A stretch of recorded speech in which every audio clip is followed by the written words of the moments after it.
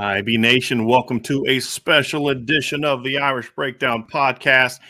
It is Tuesday, May 2nd, and we are here to discuss and cover the commitment of Micah Gilbert, a North Carolina wide receiver from Charlotte Christian, who is getting ready to decide between Notre Dame and Michigan, North Carolina, Virginia Tech, Duke, Pitt, and South Carolina. So he's going to be announcing right now.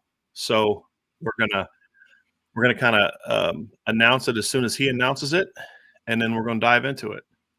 So right now he's thanking his family, all that. We're not going to carry the stream because it's on another YouTube channel, and I want to get into some of those issues, but he's going through all that. So we'll have his decision here momentarily, Ryan. But yeah, it's another Notre Dame Michigan battle, which has been very interesting through this whole process. Notre Dame over the last couple of years has won a lot of those battles too, man. So it's another one to hopefully get excited about here moving forward, man. He's a really talented wide receiver, obviously, in the 2024 class out of Charlotte Christian. And Notre Dame just got a commitment from Bryce Young, who was his high school teammate over the weekend. So and here it comes.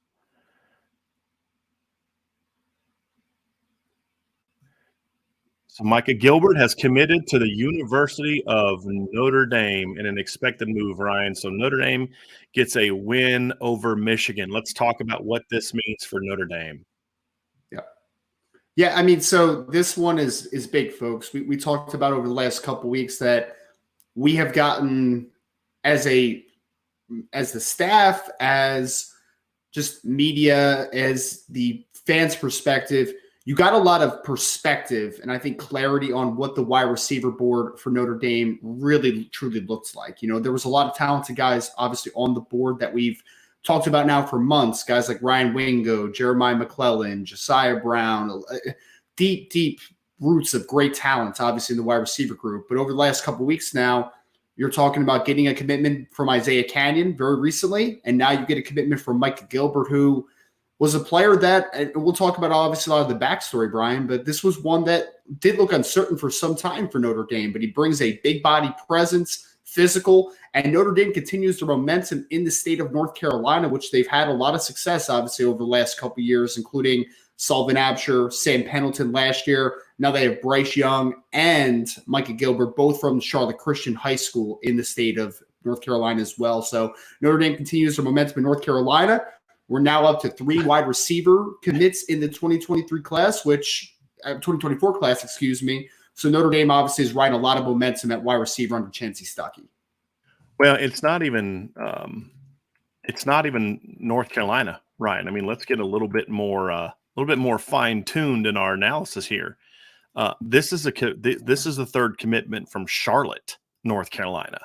All 3 of the North Carolina commits, obviously Jack Larson being from Charlotte Catholic, and then Bryce Young and Micah Gilbert being from Charlotte Christian.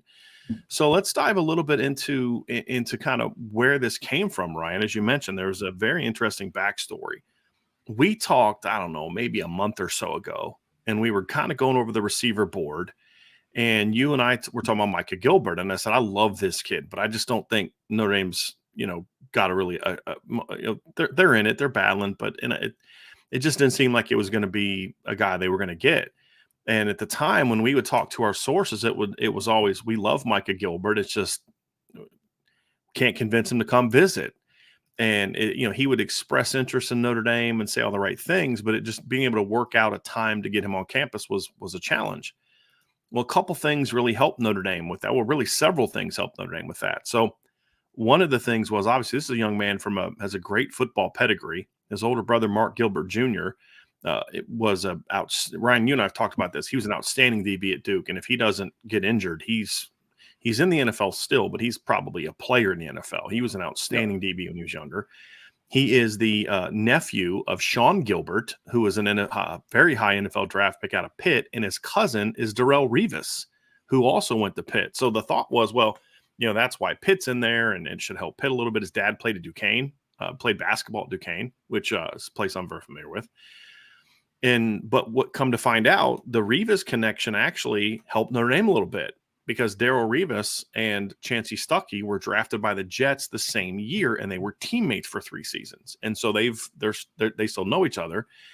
And then the other thing that helped Notre Dame was the Bryce Young commitment. So Bryce Young, from talking to sources, played a big role in convincing Micah Gilbert, just take a visit, just go see it, just go visit. And then Marcus Freeman made this one a priority of his as well. So this was like you were getting it from all angles. It was Chancey Stuckey. It was obviously Chad Bowden, but Marcus Freeman called this kid every week just to connect with him, just to remind him how much Notre Dame liked him and how much they wanted him. So they were able to convince him to just come on the visit. And at the time, we were told that Michigan was the team that everybody thought was going to get him. It looked like Michigan was going to be the pick. And he comes on the visit, and Notre Dame was basically going into it was like, hey, we're just going to put our best foot forward and see what we can do. By the end of not even before the game started on Saturday, the blue gold game started, we were told this is going to happen. This kid's going to commit to Notre Dame. And so they made a tremendous impact, and it was a combination of factors. It was just the building relationship over time. It was with Coach Stuckey, with Coach Freeman. It was just the persistence, and he was a great fit. And we talk about Notre Dame kid. This is a Notre Dame kid, right? His older brother played at Duke. This is a family that understands there's a lot of value to both aspects of college life, athletics and academics, clearly. And so when you looked at it, it was like you just knew, like, if the kid visits, he's going to like Notre Dame. But it was like within less than 12 hours, and it was done, Ryan. It was a done deal. And another part that you had mentioned, Ryan, I'll let you share a little bit about this, was when you talk to the commits, they will tell you exactly the same thing. It was instantaneous. The connection between the commits was like instantaneous, and that played a huge role from people that I've talked to. Yeah, and I think there's a lot of layers, obviously, that made this fit make a lot of sense, Brian, even before getting into that. I mean, we mentioned it already. There is Northern roots here. I mean, his dad literally played basketball in Pittsburgh. He had an uncle and a cousin that both played at the University of Pittsburgh. And then the academic piece, right? Like, he's a 3.8 GPA kid. His brother played at Duke. Obviously, comes from a tremendous academic family as well. But yeah, I mean, as soon as because I was on campus that weekend, obviously, for the blue and gold game. And I remember I was talking to a couple of the commits in the class, and, I know that they're comfortable with me sharing this, but I was talking with Cam Williams, I was talking to Carson Hobbs, and they were raving about their connection with Micah Gilbert. He was one of the guys that they really talked about and said, like, you didn't have to force a conversation, right? Like, you didn't have to pretend that you had stuff in common. You didn't have to kind of play the part, right? It was an easy conversation, and it was an easy vibe that they had together. So having that connection instantly, I think that that's what really helped to seal this deal, because you knew that if you got Micah Gilbert to campus, and I know Notre Dame believed this, that things could change pretty quickly. It potentially could, because he's a high academic kid. He has the Northern roots. He values tremendously in his recruitment a lot of what Notre Dame could pitch. It was just about getting him on campus and building those connections on a deeper, more personal level. And the commits on campus, like, you have to give Chancey Stuckey a lot of credit for this one. You mentioned Marcus Freeman. You have to give, obviously, the offensive staff in general a big pat on the back for this one. But you also have to give an assist to this offensive recruiting class in 2024, the CJ Carrs, the Cam Williams, the Jack Larsons, those guys that were on campus, and throw Carson Hobbs into the mix, because we know he has great personalities, right? You got to give those recruits on campus a big assist on this one, because I think they really made them feel comfortable, and those relationships were developed really quickly during that blue gold weekend. This is why it's important to have big-time players in your class. This is why it's important to have a big-time quarterback in your class. This is why it's important to have a guy like Cam Williams who lives close by, and why it's so important when there are big-time players from your backyard, you have to get them, because Cam Williams is everywhere. Every time there's a big recruiting event, guess who's on campus? Almost, I think the only exceptions were there was a couple times Cam had like either a basketball game or a 7-on-7, something like that, but he's here all the time for all these big events. And it was important to get that, because, as you mentioned, at the end of the day, the relationships with the coaches are important, the school fit and all that. But if you don't connect with the guys that you're going to be playing with, the guys you're going to be spending most of your time with, it's going to be hard to get a guy like that. And Notre Dame was able to get it done. So 5th commitment in the last 2 weeks. Obviously, it started with Cole Mullins. Then we saw Isaiah Canyon and Bryce Young. and Kennedy Gilbert, and now you have Micah Gilbert. So Notre Dame is on a roll on the recruiting trail right now, Ryan, and starting to get some of that momentum back. And they were off to a great start, stalled for a while, partly because of how fast their start was. And then, of course, you had some coaching turnover. There were a lot of different things that factored into it. And now Notre Dame is back up kind of where you like them to be. And this move actually jumps them up quite a bit in the recruiting rankings now. So getting Micah Gilbert now takes Notre Dame, according to Rivals, takes Notre Dame from 5th to 3rd. They have now passed Georgia and LSU. Now, Georgia still has a higher per player average. Georgia only has 11 commits, but Notre Dame is now tied with actually, I have to do my math again on this, Ryan. It may actually jump them up even higher, but it definitely passes LSU and it definitely passes Georgia, and they have the same amount of commits as LSU. So what this means is that, he's obviously a guy that the per player average for Notre Dame is better, and he's ranked number 199 by Rivals. Correct, Ryan? Yes. So that gives correct. them another 13. So that gives them. I'm just doing the points here real quick for Notre Dame. This is for the people that care about such things. They're now at 1680 right now. So yes, and it puts them 20 points behind Ohio State and about 91 points behind Michigan.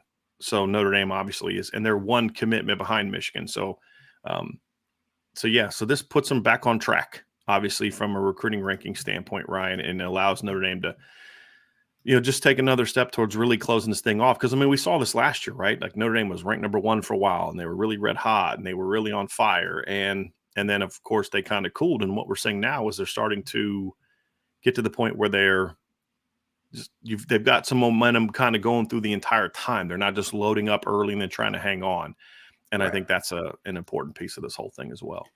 Well, and we talk about the importance of that blue gold weekend and the week leading up to that, Brian. Like that was obviously a massive recruiting opportunity for Notre Dame and the staff. But think about it. You mentioned the 5 guys that have committed over the last, 2 weeks. You started off that blue gold weekend with Cole Mullins, who was obviously on campus a couple days prior, but obviously made that public commitment on Twitter the day of the blue gold game. We know during that visit, Bryce Young had silently committed. We know that Micah Gilbert had silently committed.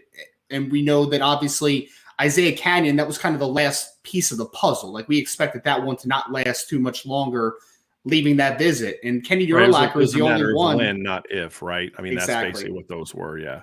Yep. And Kennedy Urlacher was one that had been on campus the week prior on April 15th. So he was not in that conversation as far as how impactful that blue gold game visit was. But that week leading up to that visit and the weekend of the blue gold game, Notre Dame just another quick pat on the back for the staff. They really knocked it out of the park in that weekend, man. Like they really turned heads. And I know it was only my first time today, though. It was only my first time, but they really did an excellent job of really sealing the deal with some of their top recruits that were on campus, some of their top targets that were on campus that week leading up to the weekend and during the weekend. So it was just a tremendous momentum build for Notre Dame that week. And as Jason in the chat just pointed out, they also got Davion Dixon that week, a 25 kid. They've really gotten 6 commitments in the last 2 weeks if you're going to consider obviously the 2025 pickup as well. So Notre Dame is definitely hot on the trail. May has gotten off to a great start. April finished well. And then and this is why we always tell you, hey, look, it's a marathon. It's not a sprint, right? And there's going to be lulls, but Notre Dame's getting some of that momentum back up, Ryan. Let's dive into the class impact of this. Yep. So when you talk about where Notre Dame has been, Ryan, for a while, receiver recruiting has been weird, to say the least. Right now, Notre Dame is going to go into the season with not a single player on the roster who's a receiver from the 2019 or the 2020 recruiting classes. Now, there are guys who were recruited to play receiver on the roster. Cam Hart is still on the roster from 2019. Xavier Watts is still on the roster from 2020. Those guys don't play receiver anymore. Then you had 3 in 2021. One of those guys just transferred, so you only have 2. And then you got 1 player in the 2022 class who was a very good one in Tobias Merriweather, but still just 1. So you're going into this season with what am I doing the math correctly here, right, Ryan? Like 4 guys that were recruited players, right? So you've got Jaden Thomas, As far as recruited to play receiver, really only three. You have Deion Colsey, Jaden Thomas, and Tobias Merriweather. That's it. You've got Matt Salerno as a walk-on, and then, of course, you've been able to move some guys. Chris Tyree's moved over, but as far as guys that were just recruited to play receiver, you started to get back on track last year with the great four-man class of a year ago, but the key to successful recruiting, the key to building a championship contender, which is what Marcus Freeman is trying to do, is not having a good class. It's stacking them back to back, right? So Absolutely. Notre Dame has a really good 2021 class. Looks like they have a chance to have a really good 22 class. Had some evaluation misses, I believe, taking a Maureen Walker. I didn't love that one. But you got a really good player in C.J. Williams and a really good player in Tobias Merriweather. Well, then you lose two of those three guys, and now you're not able to stack again. And then you come out in 2023, you get a great class, and now you're in the process of putting another one together. Cam Williams and Isaiah Canyon both graded out as top 100 players on the IB board, and they also both have 5-star upside. Micah Gilbert comes in, doesn't grade out quite as high, honestly, for one reason and one reason only, and that's he doesn't have the speed those guys have. But he definitely stacks up in some of those other areas.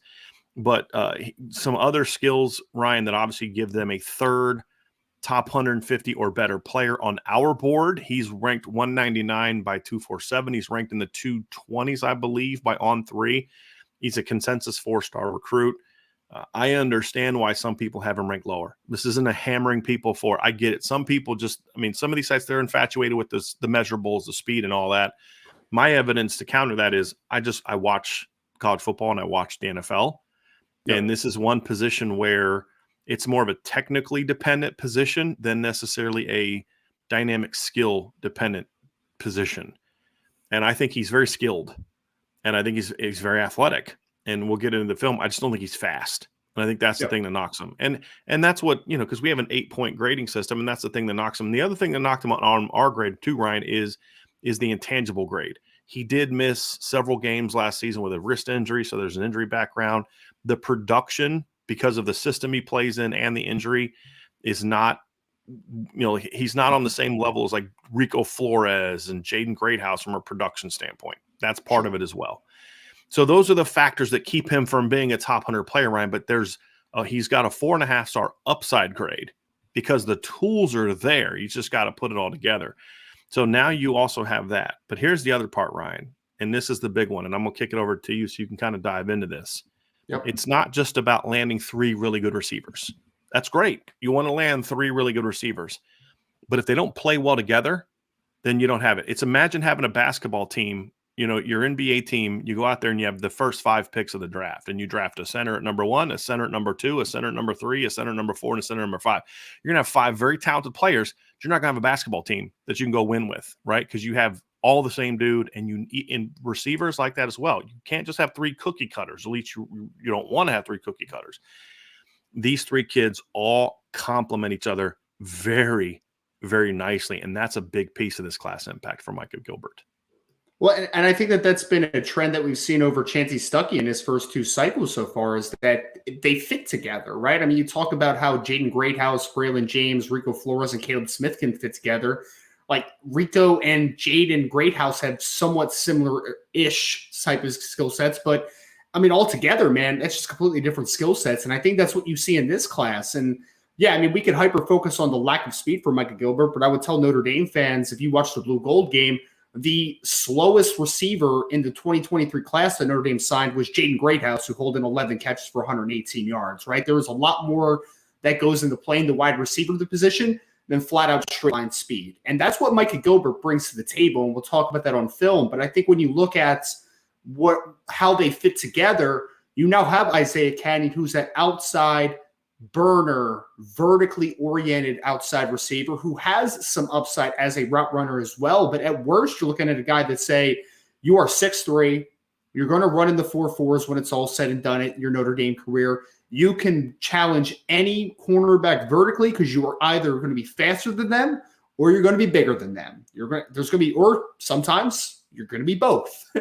And you combine that with Cam Williams, who's also got good straight line speed, but Cam is more refined player. Took a big step as a junior, understands how to run routes, understands how to win after the catch. he's just kind of a different animal than what Isaiah Canyon is, just stylistically.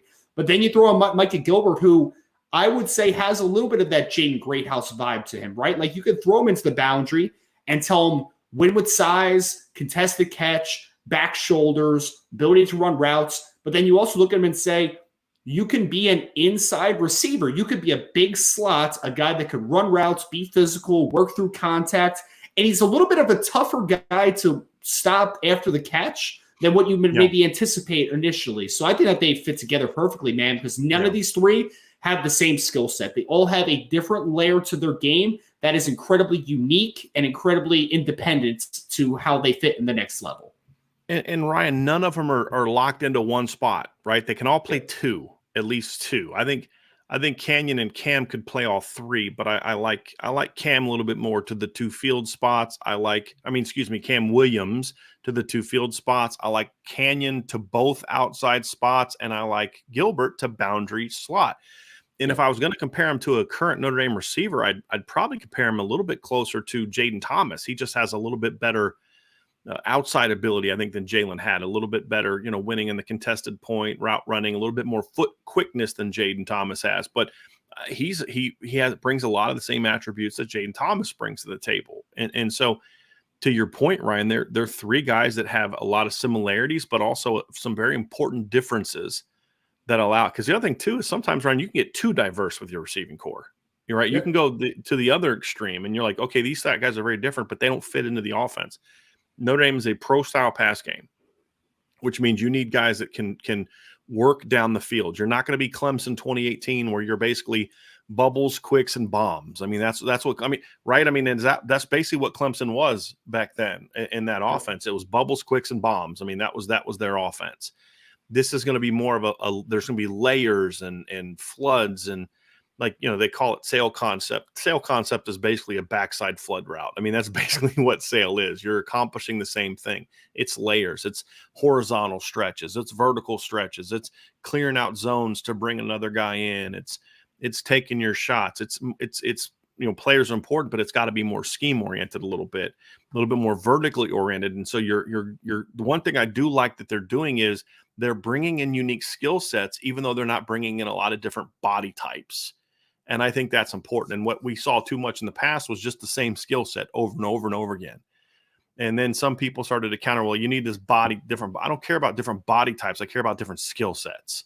Yes. And I think it's important to bring in different skill sets. And so you're bringing a player in Micah Gilbert, who I think is more of a volume type of pass catcher. I think that I think it was him. We were talking about him a week ago, and somebody in the chat said that he reminded him of a bigger CJ Williams.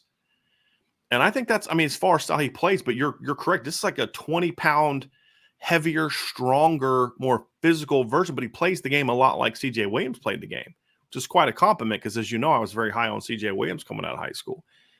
So this is a very important pickup for Notre Dame when you talk about fitting the class together, Ryan. And so now 3 was the minimum need the staff had. They've now met that need. They're now where they need to be with that need. Now the question is going to be, do you take a 4th or not?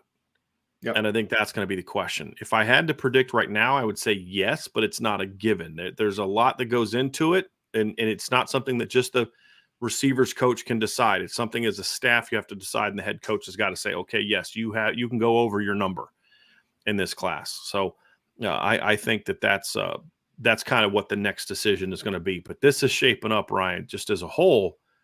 Already, they got to finish strong, but they're on the verge of a second straight outstanding recruiting class, and Micah Gilbert's a big part of that. And so I want you to speak on that, Ryan. But here's the other thing you mentioned a little bit. There's a few areas that we said Notre Dame has got to do a better job of getting into. They have to do a better job of getting into, and one of them was the Carolinas, like the Virginia and the Carolinas, getting a third player out of there that is a non-offensive lineman is important. You got 2 last year, but they were both offensive linemen. There's nothing wrong with that. But it's okay. But can you get different types? They've now got a defensive end, a tight end, and a receiver out of North Carolina, which is very, very important for this staff and moving forward. Well, the thing I love about the 3 guys that they've committed in 2024 in Cam Williams, Isaiah Canyon, and Micah Gilbert is, you're right, Brian. They do have diverse skill sets. They're different types of players, but the one thing they all have in common is they're very inviting targets, right? I mean, we're talking about everyone. The shortest guy in that group is Cam Williams, who's 6'1.5". Like, he's still a pretty tall kid. He's got length to him as well. I mean, Mike is 6'2". He's 6'2", yeah.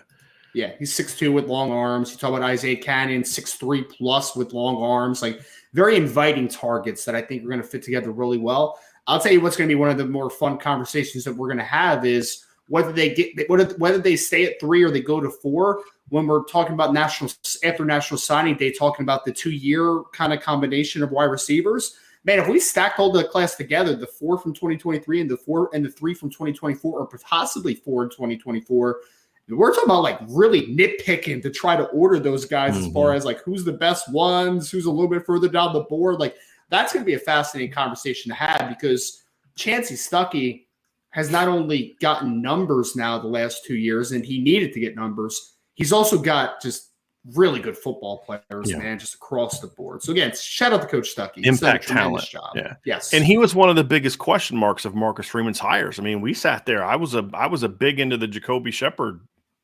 category because he was a known commodity. With Chancey Stuckey, he was like, look, I'm willing to give him a chance to see what he can do, but this is risky business. Guy had been a football coach for basically a year, and hadn't signed a full recruiting class, had coached 1 year at Baylor, an offense where you could see the job he did was good, but it was a run-oriented offense. How's he going to really do? I think he did a good job coaching the first year, and he's done a really good job recruiting. And here's the thing, Ryan, like, this class was important for him to show that he could finish here as well. Because and the reason I say that is I think he was able to use the coming to Notre Dame momentum to help him. I think he'd been able to establish a really good relationship with like Braylon James and Jaden Greathouse and some of those guys while at Baylor. And then it's the whole, you got the raise, you're going to Notre Dame, you're going to the big time. And he was kind of able to use that to springboard it. This was an example where he had to say, okay, I'm now at Notre Dame. I now got to build these relationships from scratch at Notre Dame. Our offense was a hot mess last year when it came to throwing the football. I don't have a lot of film I can show these kids, say, hey, look what we're going to do, right? In his 2 years as a position coach, he hasn't exactly played on offenses that are like the world on fire. Let's be honest about that. For him to be able to come out this second year and just build on what he did last year without a lot of help from the things that normally help, high octane offense, which I think hurt him with Ryan Wingo. I mean, he'll say, what happened with Ryan Wingo? It's that right there. Ryan Wingo wants to go somewhere, and he's said it publicly, that can develop him for the next level. Well, what does Notre Dame have to show for that in recent seasons? An elite receiver like Kevin Austin going undrafted, you playing an offense that doesn't really throw the ball incredibly well and effectively. And Chancey Stuckey's been able to go out there and still land big-time players. And he did it last year with no quarterback in the class. This year, the one thing they do have as help this year is having CJ Carr, and that can't be dismissed either. So love the job that Chancey Stuckey's doing, but it's a lot easier. Well, I shouldn't say a lot easier. It's certainly easier, and it's at least helpful. Easier takes away from the job he's done. It's helpful. I'll say that. It's helpful when you have a guy like CJ Carr in the class. There's no doubt about it. Oh, no doubt. And I mean, to speak to the North Carolina layer of it, right, Brian? I mean, we talked about 2023. You get Sullivan Absher, who was a nice get for them, obviously. You find Sam Pendleton, and you get a nice get, obviously, in Sam Pendleton out of the state of North Carolina. This year, it was a different approach, right? Like, I just talked about 2 offensive linemen, 2 of those, hog mollies up front, right? Now we're talking about impact athletes out of the state of North Carolina in this cycle. You're talking about a wide receiver in Micah Gilbert, who is a top 200 rated player by Rivals, top 150 by Irish Breakdown. Then you talked about Jack Larson, who was a tight end that Notre Dame identified very early on, working back to the Irish invasion. And he was a guy, obviously, that Notre Dame wanted a lot. So you got 2 pass catchers, 1 at wide receiver and 1 at tight end.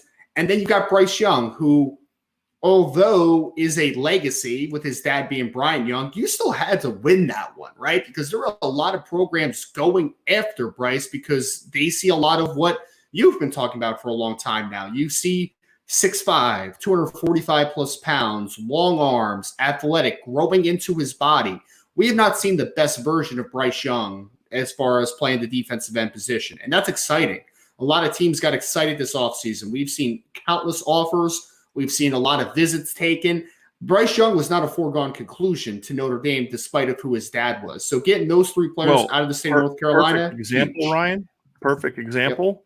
Emmett Mosley, right? Yep. Notre Dame recruited Emmett Mosley. They liked Emmett Mosley, but it just was one of those things where Emmett Mosley seems to just want to kind of blaze his own trail, and I have no problem with that. I mean, it's your life, right? It's not your dad's life, right? It's your life, and if that's what he wants to do, then that's what he wants to do. So, as you said, it's helpful to have your dad there, but you got to go close. You got to go close it out and convince him that, hey, you can come here and still blaze your own trail, right? We're not recruiting you because you're Bryant Young's dad. We're not We're not recruiting you because you're Jim Flanagan's kid. We're recruiting you because you can help us go win a championship. And I think that's important. And obviously you get another young man with a very impressive pedigree. And that stuff, I mean, that stuff's not the end all be all, right? Like, I mean, anyone that, but it matters. It matters. I mean, look at Michael Jordan's kids, right? They weren't great basketball players, right? Jeffrey Jordan. I mean, but the reality, and that's no shot at them. It just doesn't mean that, just because your parent was a great athlete, John Elway's kid was nothing like John Elway was as a quarterback, Jerry Rice Jr. Remember Jerry Rice Jr., former UCLA wide receiver. Right. Like, yeah, it happens. Now, Brendan Rice is a little bit, right? Yeah. But when you see the athletic tools here, and then you see the DNA, uncles, cousins, older brother, dad was a basketball player, you start to see some stuff that you really like. And kudos to Coach Stuckey for getting it done. We're gonna dive into the film here in a second here, Ryan. But I also want to kind of point out that it does deserve mention again when you're able to do what they've done without an offense to really show people like, hey, this is what we can do here at Notre Dame. You start getting a little bit excited. If this offense can go out and do what we hope it's going to do this year, you start wondering what's receiver recruiting going to look like then. It's going to get really fascinating, And I do think it's important. Go ahead, Ryan. I was just going to say, talk about the impact again of just one visit too, Brian. Like that. I mean, it's just fascinating to me when you talk about the Mike Gilbert recruitment, because literally, usually visits turn intrigue into interest. Like that's kind of how it usually trends, right?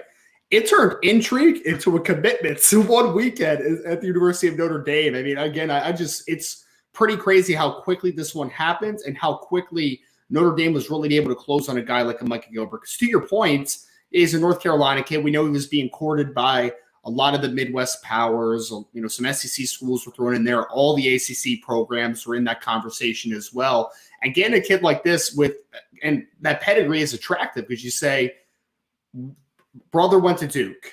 Uncle was a first-round NFL draft pick. Cousin is a future NFL Hall of Famer. Literally just is getting inducted into the next class. Like, this was a kid that Notre Dame identified, and the cards were stacked against them for a little bit. But just getting him on campus, being resilient, being persistent, they were able to close this deal out, which I just think is just such a testament to the grinders that Notre Dame has on the recruiting staff and on the coaching staff, man. Like, this was one where they had to grind, and they were able to come out on top, obviously, from Micah. I want to dive into the film next, Ryan, and we're going to kind of show what we like so much about this young man. And when you dive into the film room, there's two things y'all are going to see immediately from watching this film. Number one, we've said this before. We said this about him when we didn't think Notre Dame was going to get him. This kid's got as good of hands and good of ball skills as anybody in the country. And number two, this kid is strong. So let's dive into the film here, Ryan. And you're going to see it from the first play of the game. He's going to go up in traffic and just make a really tough contested catch. His ability to track the ball down the field with guys draped over him, you see it time and time again, is really, really impressive.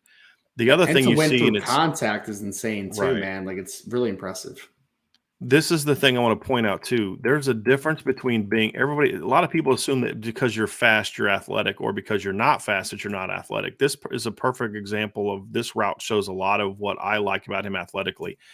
Clean transitions, really good balance, really smooth athlete.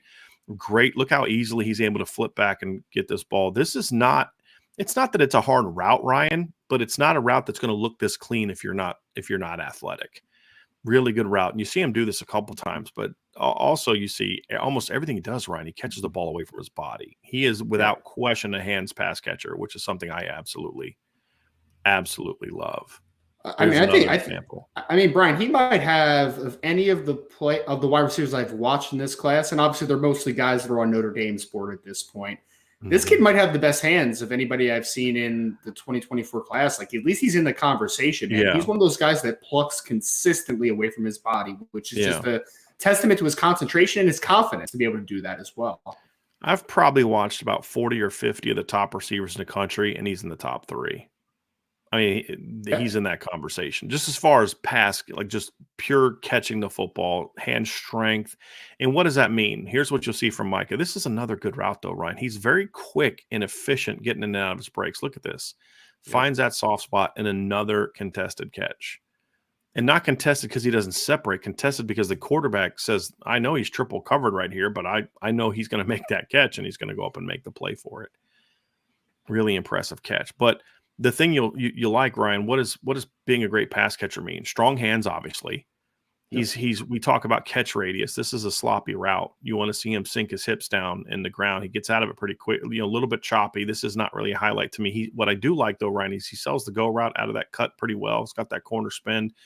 But I need to see him put those feet in put those hips down and catch this ball. But we talk about catch radius a lot. He's got very long arms. Look at that right there. You can see it on this clip. He's got very long arms, which means he's a quarterbacks like it. He's got a big catch radius. Catch radius means is essentially how far out of your body out, because this is your kind of your sweet spot right here, right? How far outside of your sweet spot are you able to catch the football? And that's what your catch radius is. And that's why arm length and leaping ability and those type of things are important for a wide receiver at this point in time. You'll hear me phrase it as playing outside of your frame, and that's all long arms do. They allow you to play to extend and be able to play out of your comfort zone to a degree, if that makes sense to people. Yeah, no, it does. And that's basically it's getting out, like, again, it's getting outside of the sweet spot, right? Anyone can catch the ball. If you can't catch the ball in here, you don't deserve to be on scholarship, right? Seriously. Yeah. But how often can you make a lot of times this is not where the ball should go in that catching zone. It's not where the ball should go, Ryan. Yep. Here you see a clip of him making he's had a couple of them here, but you talked about how he's pretty good after the catch because he's quick, but he's also strong. That's the other thing that makes him good after the catch. Yeah, I think he's a very underrated player after the catch, because it's not the way that you draw it up for people to say like a guy's great after the catch. Like, they think of like those slot types that make guys miss in space with their quickness. But then there's the Maurice Stovall type of players where it's like you throw him a now screen and he's going to be able to fight through contact and break some tackles and do that type of dirty work, I guess, to a degree, right? And I think that's what Micah brings, is that it's never going to be flashy what he does after the catch, but he always is a player that is going to fight for extra yardage, which I think matters extensively. Yeah. So the other thing that people have asked, well, how about the level of competition? So this is Providence Day right here. Providence Day is the home of Jaden Thomas, who's a 5-star quarterback. He's ranked as a 5-star quarterback. It's also the home of David Sanders, who is I would argue Ryan is the best offensive lineman in high school football, regardless of class. He's in the conversation. And they've put out a lot of Division I players. So this league, when we talk about how much better the Carolinas have gotten when it comes to putting out college football players, this league is a primary beneficiary of that. It's this area in Charlotte where there's a lot of these really good private schools. Charlotte Catholic, where Jack Larson goes, Charlotte Christian, where these guys go, Providence Day. They put out a ton of talent from year to year. And I think those are obviously important aspects of it. Great. Look, this is an example of that, what you're talking about, Ryan, that catch radius right here. Look how quickly he just goes up and snatches the ball out of the air like it's nothing. This is a really impressive rep. And great ball placement by the quarterback. It was a really good ball. He's one of those kids that he's never covered. I mean, that's the great thing of having these guys that have incredible size and the long arms and the guys that can play through contact well, is that no matter what, on the back shoulder, you're always going to be open, because as long as a quarterback puts it in a good spot, you're going to have an opportunity to make a play. So we've talked about the size, we've talked about the physicality. I think you guys are seeing here that the pass catching skills are really good. I don't know if all of the stuff he does after the catch translates, but stuff like this right here, this will translate. It's catching, and it also shows that he's not slow.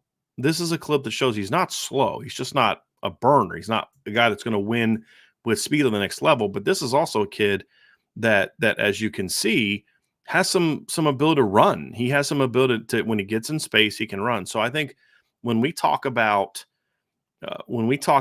speed for pass catchers, right? This is not a kid running a 4.8. Okay, this is a kid that's in the 4.6 range right now. It's going to get faster, but he's quick. But 4.6 is still moving. I mean, there's 4.6s in the NFL who are really good football players. I think Cooper Kupp was in the 4.6 range. It's really about what. Okay, so if you're not going to be a burner, what do you need? You need quick feet. You need to be agile. You need to have loose hips. You need to be a guy with great balance, and he's got all those things. Look at this concentration here on this deep ball. This is just a great job staying in bounds. Great job of getting the ball, just getting over to it, and just making a play. Here's a really nice stutter move. He knows he's got to win inside. This is a smart play too, because this corner is playing him slightly outside.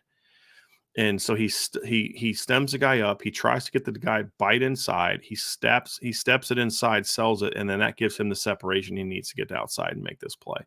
It's a really good technical route as well. So you're seeing a guy that's a really strong athlete, great frame, and smart. I mean, that's the thing too, is he's an instinctive player. Look at this strength and physicality right there. That's a really, really, really good football player here. All right, let's just finish up some of these. This is him playing a little bit of defense. He doesn't do this much. He only played a couple snaps of it, but he is someone that did a little bit of this last year. Physical kid. When he wants to be, if you look at it, he's a guy that when he wants to be in some of the game film, he can block well. He's just not a guy that does it all the time, and it's something he'll get better at. And that's something that I want to see from him, is a guy that, this is a really nice play right here. I want to see a guy, to me, that is a really dominant blocker all the time. And this is what we're talking about, that instincts we're talking about. When he gets to that point, I'm going to really like his blocking ability. But the potential is there for him to be an impact blocker. I really like the speed here shows too. Look at this burst to run away from these guys. It's a really impressive run right there. So as you see, this is a kid that's got a lot of ability. So I like what I see. I like what I see from Micah Gilbert. You guys are seeing, I think, what I liked about him. You're seeing great ball skills, great hands, good route runner, smart, instinctive player. Ryan missed the pick six. You remember the pick six play I had on those highlight clips, Ryan? So we just got done with that. This is a strong all-around player. And I think you all see how much he complements a lot of his catches he makes. He'll make some deep ball catches, but it's a lot of stops and comebacks, in cuts, under routes. Ryan, that's all boundary receiver stuff. Yeah, it's all boundary receiver stuff. And so I think that's where I kind of like that potential fit of him playing into the boundary, is because it's that possession receiver type of stuff that Notre Dame needs more of into the boundary. And as we look at the position, there aren't a lot of pure boundaries on the roster right now. And really the only pure boundary that I think Notre Dame has is going to be a senior. Actually, no, he'll be a senior when this class shows up for their freshman year, right? And that's Deion Colsey. Now, Braylon James can play it. Jaden Greathouse can play it. Jaden Thomas can play it, but none of them are where I would say that's their number one position, no questions asked. I think with Micah Gilbert, you have that. And I also think Isaiah Canyon could be that guy as well, depending on which direction they want to go. So I think it was important for them in this class, Ryan, to get some guys that couldn't play the boundary position at a high level. And I think they've got 3 guys that can play it. I think Cam Williams can play the boundary. I do. I think Cam can play the boundary. I just don't know if that's the first place I'd put him. It's probably the third of the 3 where I'd put him. I like him better at X is my number one. I love Cam outside at X, where he can just stretch the field, man, work and get in space. I like Cam in the slot. Canyon, I could see here. Like, I could see this, Ryan. Cam Williams at X and Canyon in the boundary and Micah Gilbert in the slot. I could see that and love that. And you've got the 2 outside vertical guys, and then you've got the catch 75 ball slot. I could also see a situation where you've got Canyon outside, Cam Williams in the slot, and then Micah Gilbert in the boundary. And you've got your physical kid over here, and then you got 2 speed guys to the field. Either way you slice it, that's some impact pass catchers that you're putting on the field together in this, and just in this one class. We haven't got into how they're going to fit with Braylon James and Rico Flores and Jaden Greathouse and Caleb Smith. And that's where you start to get a little bit excited. Starting to get really excited. I mean, if you're talking about recruiting the quarterback position in 25 and beyond, Chancey Stuckey's making it a lot easier for Gino Guidugli to get out on a recruiting trail and go get some guys. Well, and you see, I mean, you already talked about the impact of having CJ Carr in the class, and I know probably the guy that's most happy about this haul is CJ, right? And having Cam, having Isaiah, having Jack Larson, having Aeneas Williams as a pass-catching running back potentially, obviously in the passing game as well, and then having now a player like a Micah Gilbert. You want to make a quarterback feel solidified in the class. You want to start having those questions about how locked in CJ Carr is. Well, keep putting great pass catchers around him, and that's going to be an easy conversation to have. We're Ryan's being a little sarcastic with that, right? We never thought that it was a. Well, we heard it. Why do people every keep week, talking so about what other people say? Can you guys please stop in the chat? Stop talking about what other people are saying, right? You're here for this channel for our analysis, not other people's, right? So can you please stop with that? It's getting a little bit frustrating for me right now. But TJ Carr was never going anywhere, Ryan. But to your point, and you know that.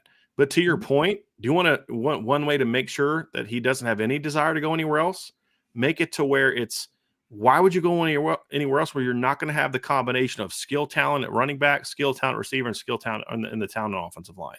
Where else are you going to find that? And that's why it's so important where a quarterback helps you recruit skill players, but then loading up on skill players helps you recruit quarterbacks. It's really a circular thing, and Notre Dame is finally starting to find that sweet spot. And it just goes to show, if you've hired the right people, you can recruit those positions. You can recruit running back at a high level if you hire the right people.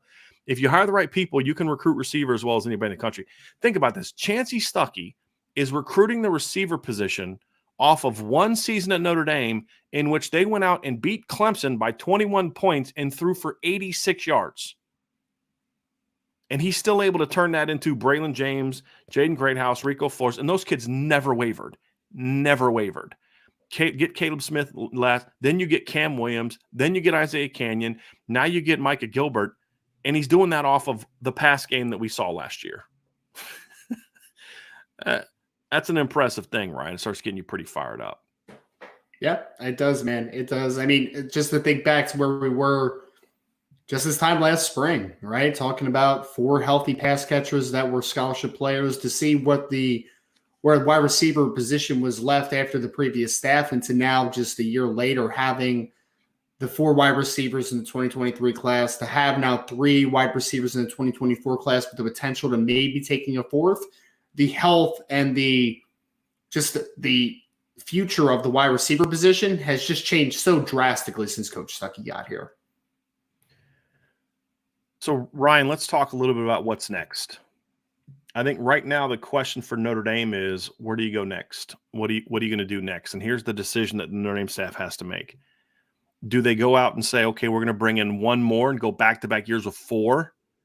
Or do they say we're gonna use this scholarship somewhere else? We're going to stay at 3. We're going to use it as an extra running back, which becomes a lot more important now. Maybe a second tight end. Do you get into the decision of, okay, who do we want to add? Do we want to do a Jason Robinson Jr. or do we want to do a Carter Nelson or somebody else? Do we want to do a 4th receiver, or do we want to do a 6th defensive lineman, a 3rd corner, a 4th safety? These are all the things that kind of go into it, right? It's not just about we want a 4th receiver or not. It's not just about can you fit this year's class with last year's class with back-to-back years of 4. That can get a little bit challenging if you want to keep all 8 of those guys around. It can get a little bit difficult. It's hard to split up reps for 8 guys in 2 years. But it's also about all the other positions. So that remains to be seen which direction they're going to go. I don't know the answer to that question. I don't know if Notre Dame knows the answer to that question. If they are going to take another receiver, right now, that choice is obvious. Yes. And it's Jason Robinson Jr. And so we're going to find out here, I would imagine, very soon if Notre Dame's going to continue to go all in on Jason or if they're going to decide to back off. As of right now, I would expect them to continue going all in on Jason. And he's going to take his officials in June, I believe, correct? And then decide after the officials. So you have some time to see how this all shakes out, which also gives you time, Ryan, to see where do we stand with that 6th defensive lineman or that 4th safety, or because you what you don't want to do is, well, we're going to take a 4th safety And so we're going to pass on a receiver. And then you get down to it, and the fourth safety would be someone who's not in the same ballpark as a player as Jason Robinson Jr., and you can't do that either. So the point is, it's not as easy as we kind of sit here in a show and, just take them all and work it out. Like, no, it's not that simple. And it takes a lot there is some strategy to it. So it's going to be an interesting decision. But Ryan, there's no doubt if they go for another receiver, who that guy's going to be. Yeah, and if you're on the message board at boards.irishbreakdown.com, you know that yesterday they were out to see Jason Robinson, Coach Stuckey was, and able to, get to see him firsthand and, talk to everybody there, right? Teachers and the whole gamut, just to, continue to evaluate everything and to continue to push for a player like him, if that is what you choose to do. So he's also a player that we talk about fitting everyone together. Jason Robinson is a much different football player than the other three wide receivers that are committed in the class for Notre Dame right now. So he would bring a completely different dynamic, a completely different size profile, a completely different play style to what the three wide receivers that Notre Dame has in this class right now. And I really think that it would be an interesting mix of styles. But again, will the numbers make sense at the end of the day? That's the question. But Jason Robinson is certainly an incredibly talented football player who we know that the Notre Dame staff is very high on. So if they can make it work, I'm sure that they will do their best to make that work if they can. I want to talk a little bit too, Ryan, as we wrap up. The Charlotte area has really been good to Notre Dame, and we don't talk a ton about it. Obviously, there's been some guys from the area that obviously recently that they're getting in this class, but Charlotte's been in a very intriguing area for Notre Dame for a number of years, going all the way back to Romeo Okwara. Romeo Okwara was from the Charlotte area. They went to Ardrey Kell in Charlotte, and obviously, so that means Julian Okwara was from Charlotte. But they also got a guy in the past from Charlotte Christian, which is where Micah Gilbert's from. That's Matthias Farley. Matthias Farley was a standout two-way player at Charlotte Christian as well. He went on to have a pretty good career at Notre Dame and was a starter for a season or two in the NFL with the Indianapolis Colts. And so the Charlotte area has been good to Notre Dame for a little bit. Obviously, they've had some other guys from North Carolina that have turned out to be good football players that are from, I wouldn't say from, those guys that we all just mentioned are like from Charlotte. Yeah. Robert Blant was from a city like right outside of Charlotte, like 20, 30 minutes right outside of Charlotte. So you're definitely seeing this as an area that's been good to Notre Dame. Now you're talking about having 5 kids from this area or from North Carolina in 2 years. You start to say, okay, this is now becoming the base region that Notre Dame needs it to make. And I'm going to say this, Ryan, I don't think Notre Dame's dominance of the ACC the last 5 years is a complete coincidence. When you look at the Notre Dame's ability to come into Virginia and North Carolina and be able to start attracting more and more players. I don't think it's a coincidence. These kids have seen Notre Dame come down into their region and whoop the teams in their region in the ACC. I think that's something that certainly helped Notre Dame be more and more impactful recruiting this East Coast region, which in my opinion, since you're not going to make a living in Florida, you're not going to take 6 kids out of Ohio every year. You're going to get some kids out of Georgia, but you can't just rely on Georgia. You can't just rely on Texas. You can't just rely on California. You got to tap into all those regions. And the Carolinas is a really key one for Notre Dame. And so I think it's really important for that regard. But I do think that the dominance they've had in the ACC in recent years has certainly played a big – I mean, when was the last time Notre Dame lost a regular season game to a team in the ACC? I think we have to go back to 2017, I believe, right? Miami back in 2017. Yeah. 2018, they didn't lose a regular season game. 19, they didn't lose to an ACC team. 20, the only loss they had that year, you could say Clemson in the ACC title game, but then they beat them in the regular season. 21, they didn't lose in the regular season to an ACC team. And last year, they didn't lose to an ACC team. So it's been a long time, and they play minimum 4 every year. So I certainly think it's not a coincidence to see Notre Dame having success in Virginia, North Carolina when you look at that.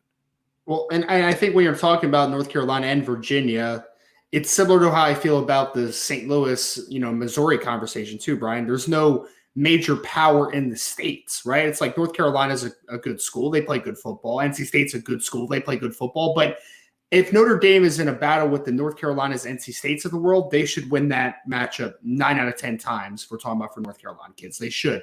Virginia right now, University of Virginia is reeling. Virginia Tech is not playing very good football, obviously with the Brent Pry era getting kicked off here. So that those couple states are teams that don't have a power in it. And I think that we're talking about the Charlotte area. We're talking about Charlotte Catholic and Charlotte Christian. Like, obviously there's some Catholic schools, some Christian schools that should be pro Notre Dame in that sense, as far as being attractive and being able to develop those kids and to show them, the trajectory to potentially a Notre Dame. So there's a lot of things I think really go into their favor in that area.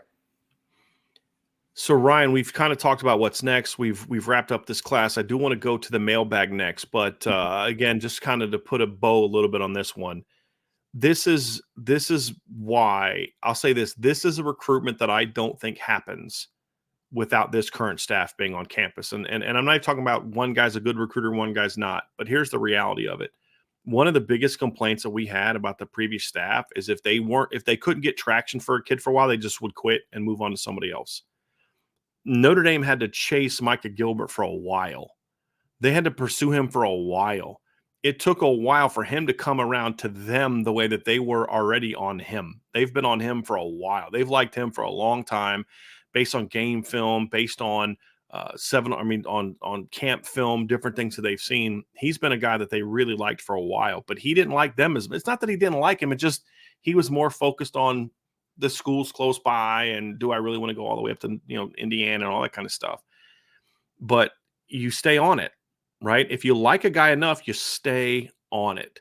And so I think that two things helped that. Number one is you did sign 4 last year. So you didn't need to rush and panic because you needed numbers. You needed to get 4 or 5 more again this year. But it also shows that this is what a good recruiting staff is. So they never put all their eggs in this basket. They kept recruiting other guys and offering other guys, but they liked him. And even when they got interest from other players, they liked what Micah brought to the table, so they stayed on it. I think that perseverance, that persistence from this staff is important. And it's why you're seeing them. It's one of the several reasons why this staff is more successful, because they don't give up because 2-3 months and, hey, this kid's all about a playoff team, a team in Michigan that's gone to the playoff the last 2 years. Michigan's red hot.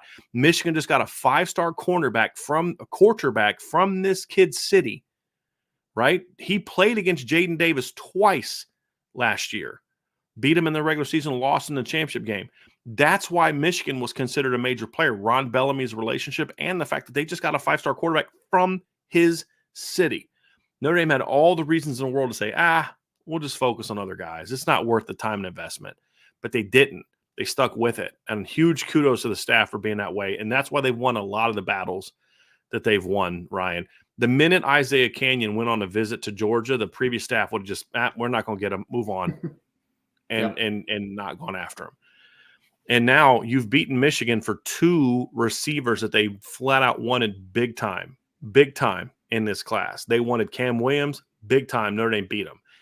And they wanted this kid. Both of them coming into their visits were trending to Notre Dame. If you remember, last year coming into Irish Invasion, Michigan was considered the team to beat for Cam Williams, and Notre Dame got him. Same thing here. Coming into the Notre Dame visit, Michigan was considered the team to beat, and Notre Dame got him. So that's not easy work when you consider the fact that Michigan's made the playoff for 2 years in a row. So huge props to Notre Dame staff for being willing to fight and not back down and being persistent. Because if they're not, Ryan, this one doesn't happen. Well, I think that that's one thing that most great recruiting staffs have in common, Brian, is that they don't back down from the fights, right? I mean, that's like the biggest thing is Alabama's not going to get every single recruit out there. Georgia's not going to get every single recruit.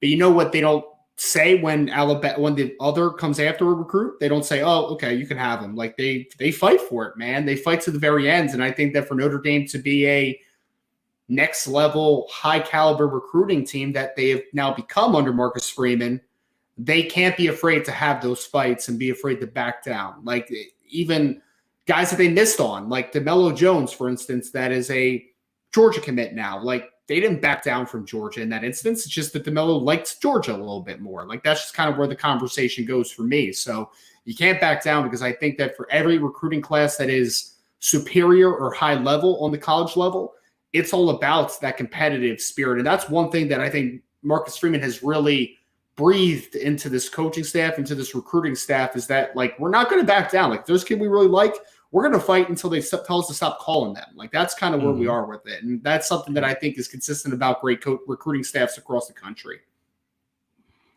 So, Ryan, that's going to do it for this portion of the show. We're going to do a mailbag up next. We've got some questions about Micah Gilbert, about a lot of recruiting questions as that are kind of coming in. So we're going to go to those next. So don't go anywhere. But before we go, Ryan, we need everybody to hit that like button, hit that subscribe button, hit the notification bell, share this podcast.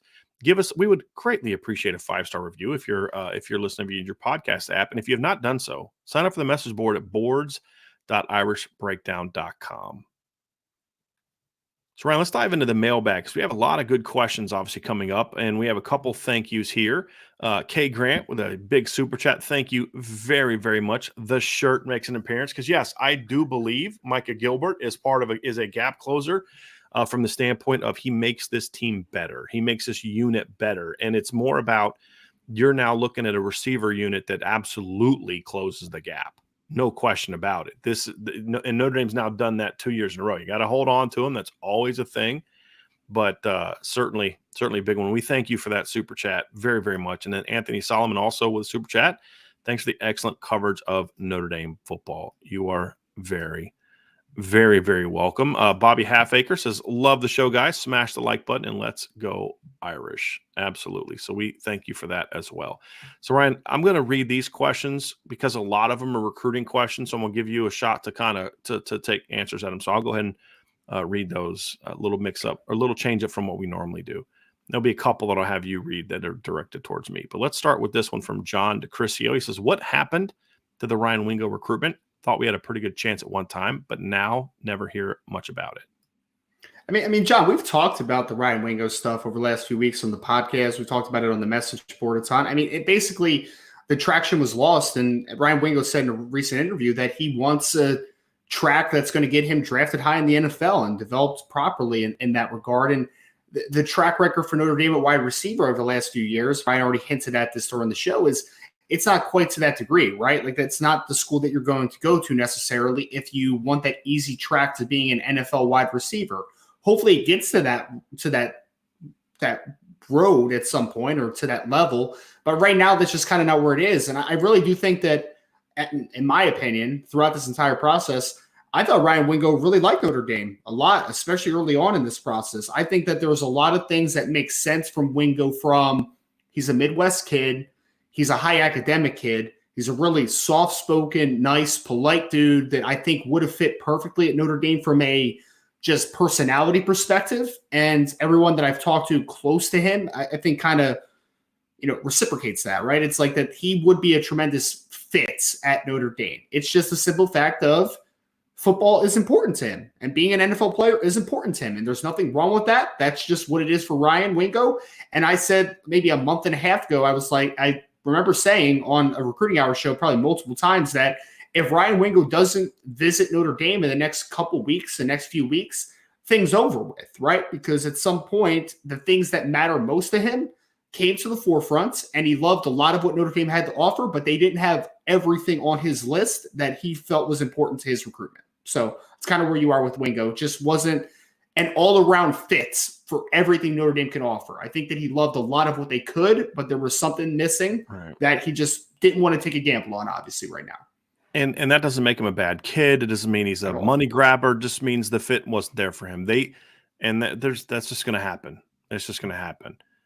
ICURN with Irish Luck, thank you very much for the super chat. And he asks, Ryan, what do you guys think about an Anquan Bolden as a comp, more powerful than fast? I like the comparison from an after-catch perspective, because that is also how Anquan won a ton, both at Florida State and in the NFL with the Arizona Cardinals. Like, he was that densely he was like 6'1", 215, 220 pounds, and he was just a thick dude, right? And after the catch, he was a tough guy to handle, man, because he was just incredibly physical, competitive, broke a lot of tackles. So I see a little bit of the similarities there. I just think they have different body types, and they're a little bit of a different route runner for me. Like, I just think that Mike is a little bit more of that high cut, can really sink when he's technically sound and be able to get in and out of breaks, can play a little bit more inside out. Anquan was a little bit squattier, a little bit more just kind of sawed off, but he could really roll in and out of breaks really well. But I think he was just a little bit of a different athlete put together wise. But I do like the comparison from an after catch perspective. Yeah, I think you could see the strength profile being, because it's hard to compare them at the same age, because Anquan was a quarterback in high school. So it'd be, I mean, even if I had access to his high school film, I would have no way to compare them as athletes. Anquan was a bowling ball. I mean, he was a powerful dude. And I think Micah has a chance to be similar now. I think the strength profile could fit very well, but Anquan was a pretty strong guy. And as you mentioned after the catch, I think some similarities there, Ryan. Here's another thing for people. Anquan Bolden, do you know how many 1,000-yard seasons Anquan Bolden had in the NFL? The answer is 7. In seven seasons, he had 2 years of at least 100 catches, and he had, let's see, 1, 2, 3, 4, 5, 6, 7 years of at least 80 catches in the National Football League. He ran a 4.73 at the combine. So it wasn't fast. Again, and why does that matter? At some positions, you cannot be that much slower than the norm at your position and still be successful. A cornerback can, in my opinion, unless you're playing in a pure zone defense, a corner can't be a 4.65 and be successful in the NFL unless he's got something unique. Like a Richard Sherman was a unicorn. He could do that. There's a lot of high 4.5, low 4.6 guys in the NFL right now. And the reason why you see that at a receiver and not corner is because receiver is so much more dependent upon skill. Not that corners can't be, it's not important for corners to be skilled. It is. But a corner, there's a greater need for the raw athleticism, the raw speed that you just need because you're playing catch up. Receiver always knows where he's going. A corner doesn't always. You have to have that recovery speed. And so precision and skill and the craft is so – the craft is important at corner. My point is, Ryan, the craft can overcome a lack of speed at receiver in a way that it cannot at corner and safety and linebacker to a degree. Linebacker you used to be able to, but now where it's such a spread out game, it's harder for a guy that runs a 4.8 to be successful like he could have 10, 15, 20 years ago. And that's why I don't obsess over speed as much for a receiver as I do for a corner, a linebacker, safety, or in to some degrees, certain other positions, but it's just not as important at receiver. It's nice. It's nice to have it when you got it, but it's not a requirement that if you don't have it, you're just not going to be successful. That's my point. All right, let's go to the next one here from Archie's Boys. First, thank you, Archie's Boys. First time catching a live show. Brian and Ryan, you guys are solid analysts. Thank you. And I appreciate that you provide detailed perspective and aren't afraid to criticize when needed. Thank you, Archie Boys. Appreciate that. Here's one from Brandon Plesner. Ryan, has Joe Rudolph and Notre Dame made any headway with Liam Andrews? I actually like him over Prescott and would love to pair him with Gilbert. I hope Gearby, I think is what he meant to say. I hope he's someone the staff is strongly looking at still. Well, he's definitely on the board, Brandon, and they were out recently to see him. We haven't gotten a tremendous update as far as how that's gone, but I mean, I've talked to Liam a couple of times over the last couple months, and I just think it's going to be a hard pull for whatever reason. Like, I'm not saying that it's going to be like unrealistic or it's not going to end up being a guy that they could potentially make headway with, but it just doesn't feel like he's overly interested at the moment. But again, that could change depending upon how the recent visit went. If they can get him on campus sometime soon, he's another player that has just never been on campus at Notre Dame either, which is just, there's things that need to happen, I think, to make headway there. But I think that you're in a situation where the staff is sure trying. I mean, he's on the board and they were just out to see him. So they're doing their best. It's just, as of right now, I just don't know if there's a ton of traction there at the moment. I would like to see them get some traction because I like him quite a bit. I think you and I are both extremely high on him as a player. Very talented player. No doubt about it. I would play him at tackle. I think he could play tackle at the next level. I really Agree. Nathan Milton says, how many times in recent years can you remember Notre Dame having 2 5-star recruits being so active in recruiting? Well, it's recently. The 2021 class had 2 5-star recruits for most of the time. Tyler Buckner didn't drop out of being a 5-star until later on after he missed his senior year, but early on, Tyler was considered a 5-star. So was Blake Fisher by rivals. So, I mean, it's been recent. The difference is between this and that is Tyler was more of a behind-the-scenes recruiter, and he was from San Diego. where CJ and Cam can literally hop in their cars and in less than 2 hours be on Notre Dame's campus. And that's the difference. What allows Notre Dame to because they can be there anytime they need to be, as long as they're, CJ wasn't able to come a lot because of the 7-on-7 stuff. But once that was over with, you're seeing CJ on campus and playing a big role. So that's the big difference. It's that right there, Ryan. It's the fact that those guys are close by.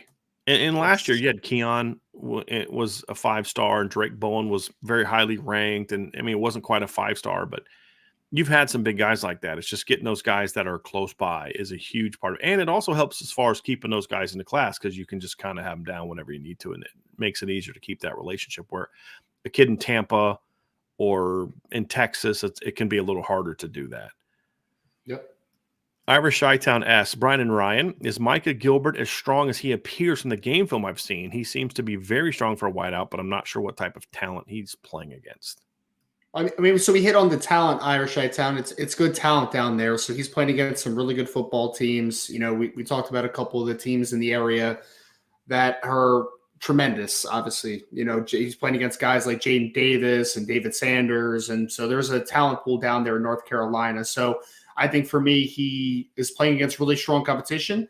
Is he as strong as he appears? I would say so, man. I think that that's one of the best parts of Micah Gilbert's game, in my opinion, is the fact that he is such a physical wide receiver, both after catch, at the catch points, playing back shoulder game. He's a really strong football player. Agree. We have a super chat down here, Ryan, from DJ Holman. Thanks, DJ. DJ asks, on 3. I love how he puts it, Prince. I know. It says, on 3 released a list of top 10 running back groups in college football today, and Notre Dame was not in it. With Diggs, there was no question, but do you still see this as a top 10 running back unit? I do, but I'm biased. I want to see if I can find that ranking. I don't read on 3, so let me just pull up that ranking, Ryan, and I'll give you my top 10. Give you the top 10. Number 1 is Michigan. Number 2 is Alabama. Number 3 is Penn State. Number 4 is Ohio State. Number 5 is Ole Miss. That's an interesting one. Number 6 is Arkansas. Number 7 is Georgia. Number 8 is Florida State. 9 is Oregon. And 10 is Auburn. And then honorable mention was Wisconsin, Tennessee, and Florida.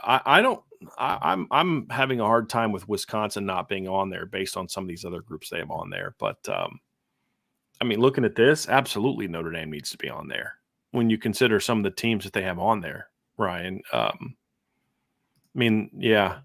They should definitely be on there. There's a little bit more of a projection for Notre Dame's side of the argument now, but like the talent, I mean, there's projection for some of those other teams that you just named as well that are on the list. Yeah. So. I mean, Oregon's banking on what, a guy from the Big Ten coming over and playing for them, right? The Bucky Irving kid, right? Is that who they got? Or he was there last year. He was there last year. Okay. Yeah. He had a pretty good year for them. I mean, they got him, and then what? Noah Whittingham. They're talking about a freshman, like Jaden Lamar. Auburn's got a nice group. I'm sorry. It's not as good as Notre Dame's group. Some of these I get. Like, I get Michigan. I mean, Michigan has, to me, I think you could bring up with Michigan, okay, what's behind their top 2? But, like, if you're having to go to number 3 to try to tear Michigan's class down, you're like, they lost the best running back in college football last year, production-wise, right, as far as impact on the team, and Blake Corum, arguably the best running back, and the dude that comes off the bench rushes for 200 yards against Ohio State. They're pretty good there, right? Maybe my 3 and 4 might be better, but my 1 and 2 are not even close. I think they absolutely deserve to be in the number 1. I think Ohio State would have an argument, Ryan, if it wasn't for the fact that their backs were so banged up last year. I mean, that was a big part of it. I mean, Mayan Williams was banged up last year. Travion Henderson was banged up last year. I think Alabama at 2 is a little high. I think Alabama at 2 is more about recruiting rankings than it is about necessarily great proven production. Yeah, it's a you talk about projection, Ryan. You talked about projection. I mean, Jason McClellan was a good player last year, 6'5", 655 yards, 5.9 per carry. I mean, honestly, Logan Diggs actually produced as a runner right on par with what Jahmyr Gibbs produced last year. So he's gone. And so you got Roydell Williams had 255 yards last year. Jamorian Miller had 223 yards last year. They got the two talented freshmen, but you're projecting every bit as much for Alabama as you are Notre Dame, because here's the difference between Notre Dame and Alabama. Notre Dame has a proven number one. Bama doesn't. You're assuming Jason McClellan can be that, but I don't think that's a given, especially with his injury history. And I'm definitely not putting Alabama's group ahead of Penn State's group right now. No. Because I think you can make a case that the best back in the Big Ten last year, in my opinion, was Blake Corum, and it's an easy conversation. Yep. It's not a given Blake Corum's going to be the best running back in the Big Ten this year. And a lot of people are going to, Travion Henderson. Travion's got to prove to me he's healthy first, right? I can see Nicholas Singleton being the best running back in the Big Ten this year when it's all said and done, right? And so to me, I'd take Penn State's group over Alabama's group. If Ohio State's group is healthy, that's a pretty darn good group as well. I wouldn't be shocked if Nicholas Singleton's in the conversation as the best running back in college football after this season. Yeah. Like if he takes a Bijan Robinson type jump as a sophomore, like I wouldn't be shocked at all. Like it's very possible. Yeah. And look, if he wasn't there, we'd be talking about Katron Allen being a 1,000-yard back coming into the season. At least I would anyway. I would certainly have him in that conversation.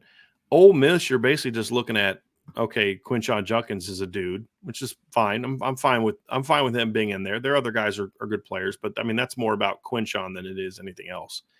But to not even have Notre Dame honorable mention to me seems a little bit misguided and a little bit incorrect. But Notre Dame's back's got to go prove it. I mean, you just lost an 800-yard rusher. I understand people are going to be a little bit more down on the running back group. I would have liked to see what this list looked like before Diggs jumped into the portal. So I'd be willing to bet you $20 they still wouldn't have had Notre Dame in the top 10 the way that On3 works. But look, DJ, I'm in the part now where I will confidently say I still believe Notre Dame has one of the 5 to 7 best backfields in college football. I do. I'm not, but it like Ryan said, it requires a lot more projection now, because part of this is I was way higher on Jadarian Price than most people are coming out. I mean, a lot of people had him top 200. I thought I had him as a top 100 player. I think Jabron Payne's a bit of a forgotten guy. People forget he was a 4-star player coming out of high school. And then, of course, you have Jeremiah Love. So if you're going to base it off of recruiting rankings, yeah, I mean, Notre Dame should even then be in this conversation, right? Because Jabron Payne was a 4-star guy. Jadarian was a 4-star guy. And Jeremiah Love was a top 100 guy. So no matter how you slice it, Notre Dame should be in there based on talent. But at the same time, what has the guys behind Audric Estime done in college? Nothing. No. I don't think they have a single carry at running back behind him in college. Am I correct on that? I don't think Jabron carried the ball last year, did he? Let me go look. Did not. I think he was just back on. He carried it twice. Once, right? Carried it twice. So So your entire probably against BC. I bet you it was BC game. Yeah, because we couldn't see who was on the field at that point in time, so we couldn't see who was carrying the ball. But your production behind Audric Estime is 2 carries for 5 yards. So with that in mind, I'm not going to hammer them for not having Notre Dame in the top 10. I think they should at least be honorable mention, but I'd still have them that high, because I think with running backs, Ryan, if we were talking about receivers, or like, I won't argue that Notre Dame's receiving core is in the top 10, even though you can make a case that they have a top 10 roster of receivers. But receiver to me is a position where I need to see it a little bit more, even though it's a position that younger guys can make a quicker transition. But with running back, I don't need to see you have ever carried the ball in college before. Like, it's just one of those positions where if you got the skills, man, you're going to make a quick transition. But at the same time, I'm not going to hammer him for that list. I think there'd be some nitpicks. I think Notre Dame should be in there. But with that stat right there, two carries for 5 yards is all you have after Estimate. I'm not going to kill him for not having Notre Dame in there. I would say where I would crush you is if you have a top 10 of individual running backs and you don't have Audric Estime. That's where I would have a little bit harder time buying that list. You know, he's got production over 900 yards, over 1,000 yards of total offense, 11 touchdowns, almost 6 yards a carry. He should be in the top 10, but I'm not going to hammer On3 for not having them in there, even though I think they are. Ryan, what are your thoughts on that? Would you still have in the top 10 right now? I would, yeah, because I think a couple of the teams that you talked about, it's like they have one proven commodity and then not much behind them. And I think what you're talking about Notre Dame, it's kind of the same boat, right? And I think that when you look at Audric Estime going from sophomore to junior year, I expect him to take a huge jump. But when you just evaluate the rest of the room, I mean, you mentioned Alabama for one, right, Brian? It's like you have one guy that is a substantial returner, but I mean, Jason McCollum wasn't even as productive as Audric Estime last year. Like he wasn't even as productive as him. You have that comparison, and then after that, you just said you only had 2 carries after Audric Estime. Well, the Alabama running backs have Roydell Williams, who's a solid little player, and they have nothing from the freshman running backs yet. Like you have no idea if they're going to be there, if they're going to play. Bama's 2 guys have the same amount of yards as Audric Estime did. So if we're just going to talk about total production, to your point, that's a good point, Ryan. It's a very good point. Yeah. It's a very good point because the rest of it's, I think they're slightly ahead because I think Jam Miller had a little bit last year, but yeah, it's not a lot. But I'd still have him there. Him there. Good question, DJ, and thank you for the super chat very, very much. Matthew Brosha asks, how is this class shaping up compared to when the season just ended? Is it right where you expected it to be reasonably, or are you concerned with some of the guys we are not in on? I think for me, it's definitely a little bit different, Matthew, but I think that's always how it tends to happen, right? Like those swings always happen. There's guys that just get on the radar, the camp circuit guys, the guys that come to campus, and you need to kind of eye them up and, just kind of put them through the ringer a little bit. Like this stuff always happens, man. Boards expand, guys fall out of favor, guys rise. Like it always happens. So yeah, it's definitely a little bit different.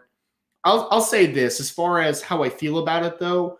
I just did a little bit of a mock class earlier, kind of using the 247 class calculator. And for guys that we just feel pretty good about potentially ending in Notre Dame's class, if it ends up the way that I think it potentially can and most likely will, I think Notre Dame is going to be in a really good spot when we get to National Signing Day. So I'm not concerned. I think that concern is definitely not where I am.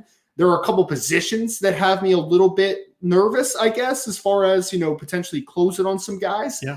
But I think that they're in a good spot, though. I think they are. It's definitely been a little bit of a roller coaster, but that's the recruiting world nowadays, man. There's going to be some roller coaster moments. I'll say this, Ryan, running back, quarterback, receiver, where you expected to be, tight end, where you expected to be, defensive lines, better than significantly better than where it ended. I thought they'd get Bryce Young, but after that, it was a little shaky. They had faded with Justin Scott for a little bit. Feel good about that one again. I think the defensive line is coming along. 3-4 months ago, I didn't think Elijah Rushing was a guy that Notre Dame had much of a shot with. They're looking much better there now. Long way to go. Yep. If you'd have told me Notre Dame was going to get Logan Thomas out of Texas, I said no chance. Now they're in the conversation there. They're in it with him. I didn't have a clue who freaking Cole Mullins was. So I didn't know his film and how much I would like it. So I was really concerned about that. It's much better than I thought it would be. Corners in a good place. The positions I'm still concerned about linebacker, but it's looking better now than it was 2 months ago. But there's still 0 guys in the class, so it's about to close. The two positions I would say I feel worse now than I did when the season ended, because there are some, if we're going to be honest, offensive line and safety. I'm a lot more concerned about those 2 positions right now than I was when the season ended, especially offensive line. Now, again, that's just where we are now. It's about the finish.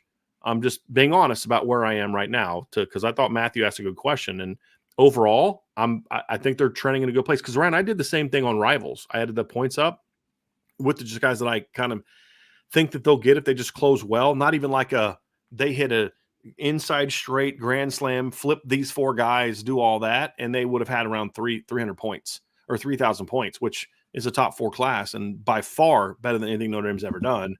247s was lower with that same class because they're not as high on some guys as Rivals is because of the composite thing, which I think On3 tends to jack some of that stuff up because of some of their insane rankings on some guys.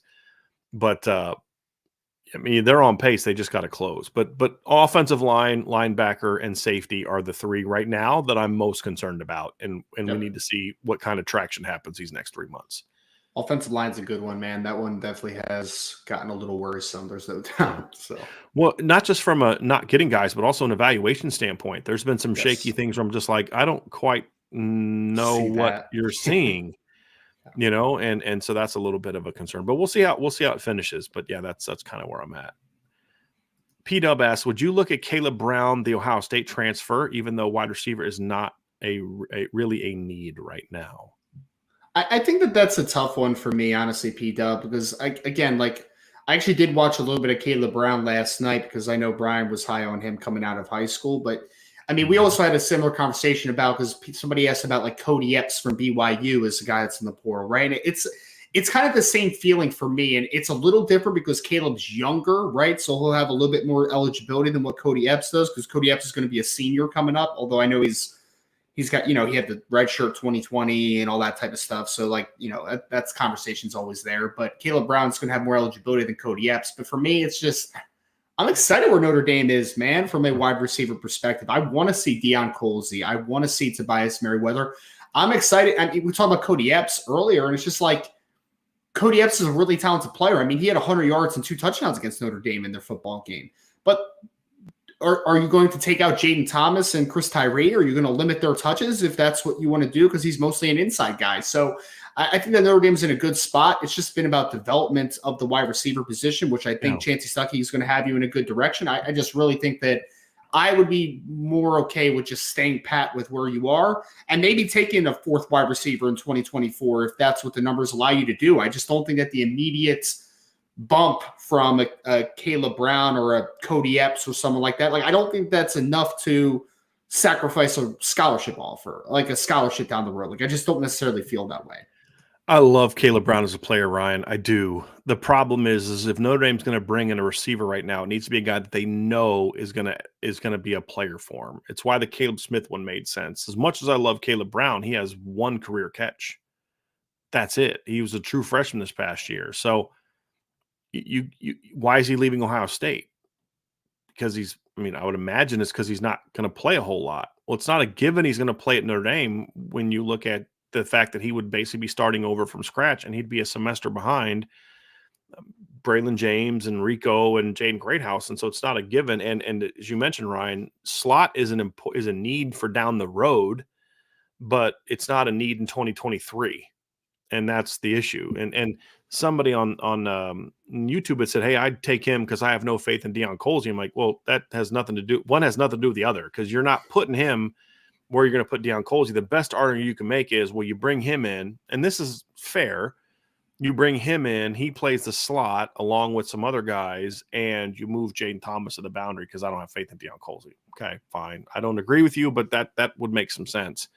Yeah. But what has he proven? Like, this is the thing. We do this all the time as fans, right? We want the next freshman or young guy that's never played because we have seen this guy play and we don't like it.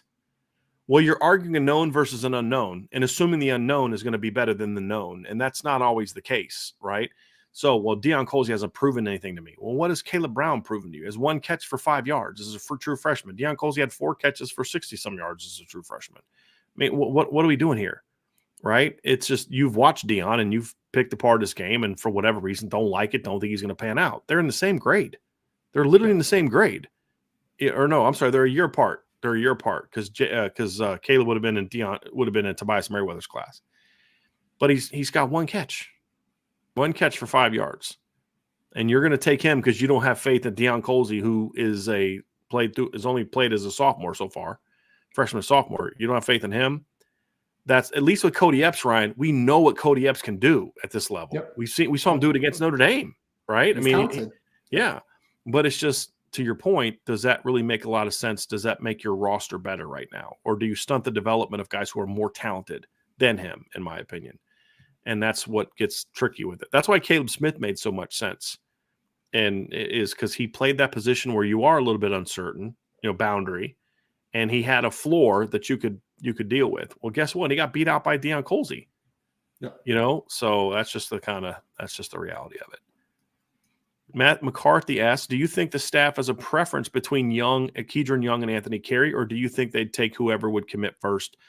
Who do y'all think is a better running back? So I'm going to answer the first part, Ryan, and then I'll let you address the second one. My understanding is the staff will take whoever wants to come first. They love both of those guys. Now, do I think that the staff has a slight preference over one or the other? I do. I'm not going to tell you what it is because I don't know for a fact, and I've never talked to Dylan McCullough about it because I've never talked to Dylan McCullough. So I can't tell you. I can only tell you what this person told me, what this person told me. But what I know is they like both of those guys a ton, and they would not turn down one to wait on the other. If one of those 2 kids wanted to come, they would take them, right? After that, it gets down to personal preference. So speaking of personal preference, Ryan, so I want to make sure that before we answer the question that people understand, the Notre Dame staff loves both of those kids. This I do know for a fact. Whether there is, in fact, a slight personal preference or not, I don't know the answer. All I know is everyone on the Notre Dame staff, as far as I know, is going to take first one of those two guys to commit, in my opinion. Now, our personal opinion, Ryan, I'll let you start off. Which one do you think is better? I personally tend to agree with the staff on I'll take either one, but I do have a personal preference. What's your thoughts on that? Both of those parts. I slightly prefer Kedron Young in this conversation because I think that because they're very different football players, right? Like Kedron Young is listed between 210 and 220, depending on which recruiting platform you look at. Like he's a bigger back. Anthony Carey's more in the 190, 195 range as far as a runner. And I think that both of them bring very different skill sets to the table. And I'll be very honest about this, like we talk about biases all the time, right? Kedron Young is more my style of back. I definitely prefer his power profile, ability to work with contact balance, and to be able to be a little bit of a pinball as a runner. And I mean, Kedron also has really nice second gear as far as being able to create some explosive plays. So I prefer him slightly to Anthony. Anthony is a very good football player, though. Anthony Carey could play. There's no doubt about it.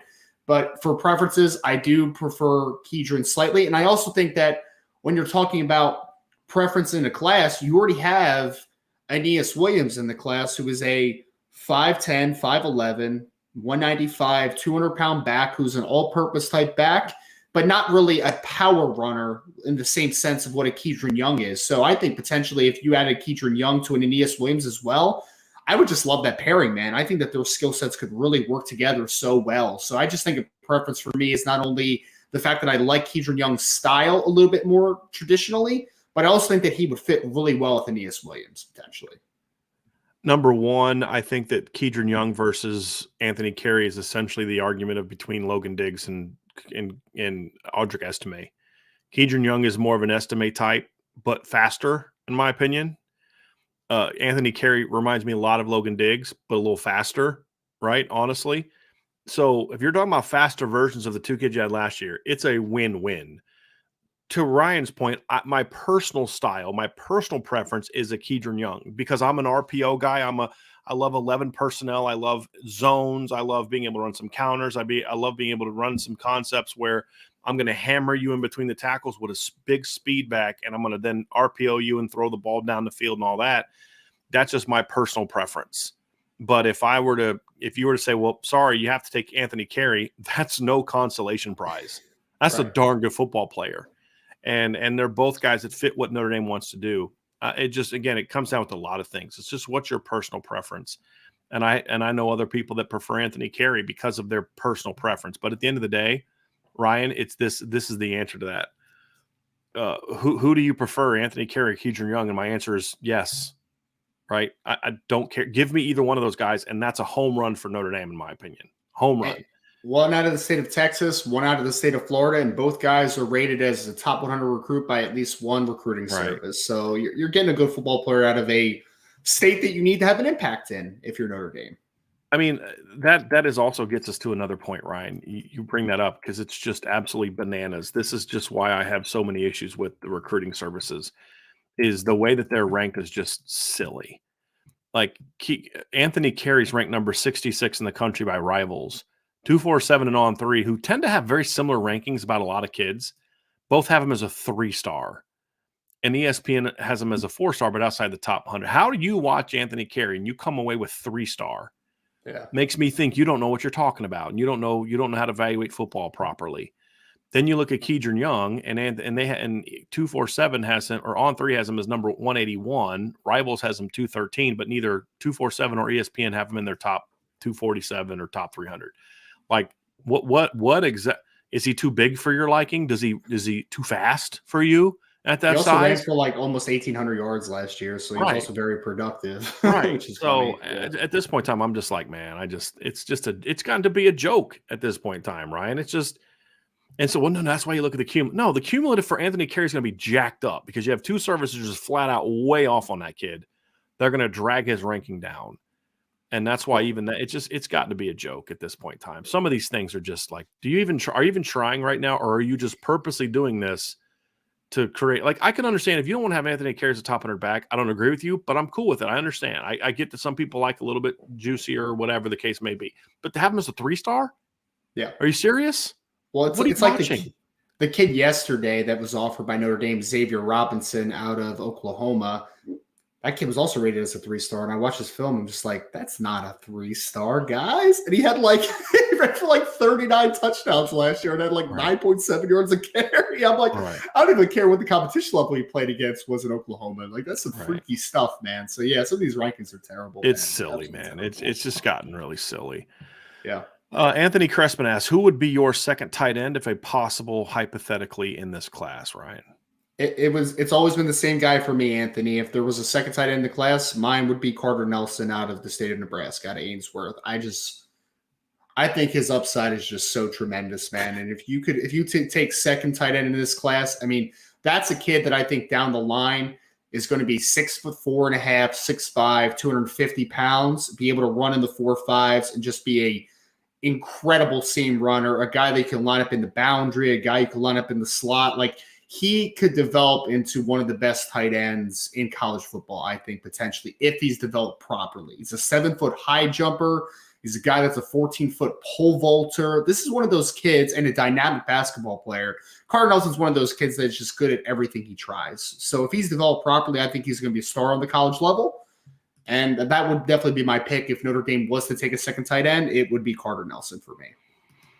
And I can verify that Ryan has felt that way from the minute he first saw Carter Nelson on film. I'm serious. Like, I remember you text me like, dude, have you seen Carter Nelson? I just watched this film. This kid's unreal. So Ryan has been on that train from day one. Absolutely been on that train from day one. And he just set up an official visit to Notre Dame for June. So stories on oursbreakdown.com. You guys should check that out. D-Troll Hunter says, beardless Brian Driscoll. What have you done with the real bearded Brian Driscoll? Still same me. It just gets itchy sometimes, and that's what I do. Every month or so, I just got to chop it off and let it grow back out, and it grows back out pretty quickly. So, and I needed to give you guys something to talk about, since you guys love talking about whatever shirt I'm wearing or hat I'm wearing or my facial hair, whatever. I got to keep you guys on your toes, man. You start to think you know what you're going to expect when you show up for our show, and I got to throw a little something else out there. Ryan's got like some different background, or I got a different facial hair situation. Got to keep y'all on your toes, man. That's what we got to do. I would love to see someone make a comic strip of bearded Brian Driscoll versus non-bearded Brian Driscoll. Just is that like Superman versus evil Superman? Is that kind of like what that is from back in the day? Yeah, the antithesis of yourself. Yeah, there you go.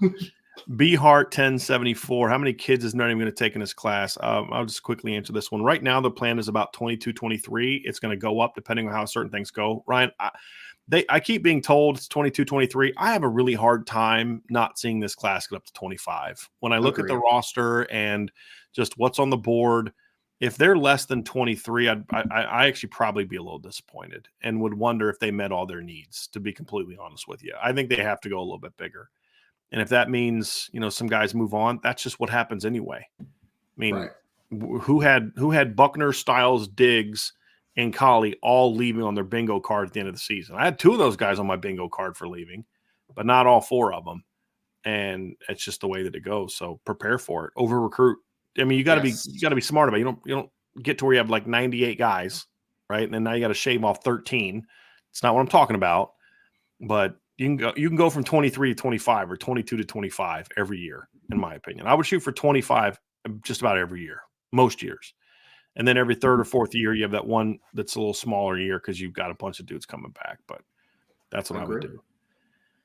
Eric Santini says, I don't understand On3's recruiting team rankings. Notre Dame has 3 more recruits and a higher average than Florida State, but they are still below them. I still have not had anyone explain to me how their rankings work. I have no clue. No clue. So I'm not even trying to understand those rankings. I'm assuming it's not like a mathematical thing, right? Like, it's got to be someone just saying, I like that class better, so I'm going to move them up. I really don't know what subjective. It entails. Yeah, because like that's the thing is like you could say like for some of these, I understand it because like for rivals, for example, you could have the same number of recruits and the average star rating is similar, but if you have 2 5-stars and 2 3-stars, but I've got nothing but 4 stars, and we have the same number of commits, and my average, well, let me say, you've got 2 5-stars and 3 3-stars. and I've got nothing but 4 stars. My average ranking is going to be higher than yours. Same number of commits. You're going to have a higher point total than I will because they put such a huge premium on 5-star versus 4-star. And so that's what it boils down to for me. But some of those are just weird where like the numbers aren't even close. Like Notre Dame has more and a higher ranking, and it just makes it makes no sense. So I don't even look at all three rankings anymore. There must be some type of weight to like certain positions or something. Like there has to be something like that. I've literally given up trying to figure it out, to be completely honest with you. It's just not even worth it. Here's an interesting question from Josh Buffo, the motivational business banker. What's your favorite Rocky movie and why? Rocky 2 by a landslide for me. Yeah, Rocky 2. To me, it's 1 and 4. 1 because it's the original, and 4 because anytime you get to beat up a communist on, in a boxing ring in front of his own people in Russia, I'm a big fan. So yeah. Well, the first 4 were all excellent, man. So I don't think there's a wrong decision in the top 4. I go with 2 because I feel like the first one was great, but there was a lot of like you have to lay down a lot of the storyline, right? Relationships. Rocky 2, you're just like, okay, cool. I know who Apollo is. I know who Rocky is. We're getting that rematch, maybe, and that's all. Yep. And the courting process was over. He was now married to Adrian. I thought that relationship was really cool. So there was only 5 Rockies, right? You had 1, 2, 3, and 4, and then Rocky Balboa recently, right? Because I don't 5 and then Rocky Balboa. Nope. Oh, Rocky Balboa's the thing, man. Tommy Locked Gunn. out of my head. I've seen it. Locked out. No. Rocky Balboa is 5. That's what number 5 is. Nope. Somebody said something about Tommy Gunn. I don't know what you're talking about. That's not a real thing. That's not a real movie. That's not part of the Rocky legacy. So I don't know what you're talking about. I treated you like a brother, Tommy. Yeah. Oh God.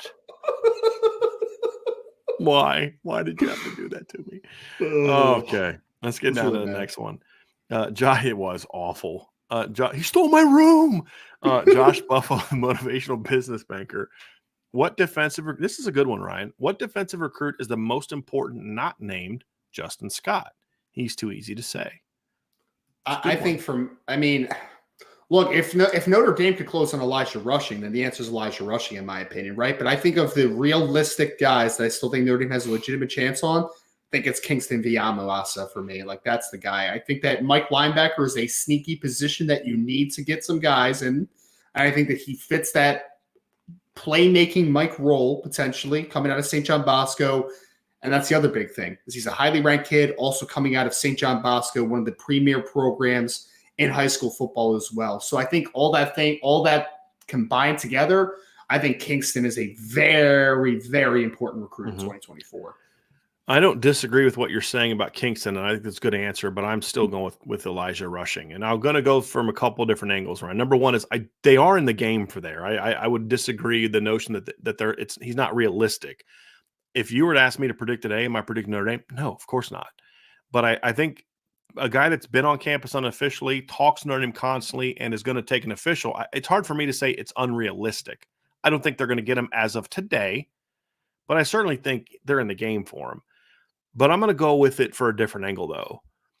I'm going to say Elijah Rushing is the most important because of what it would symbolize.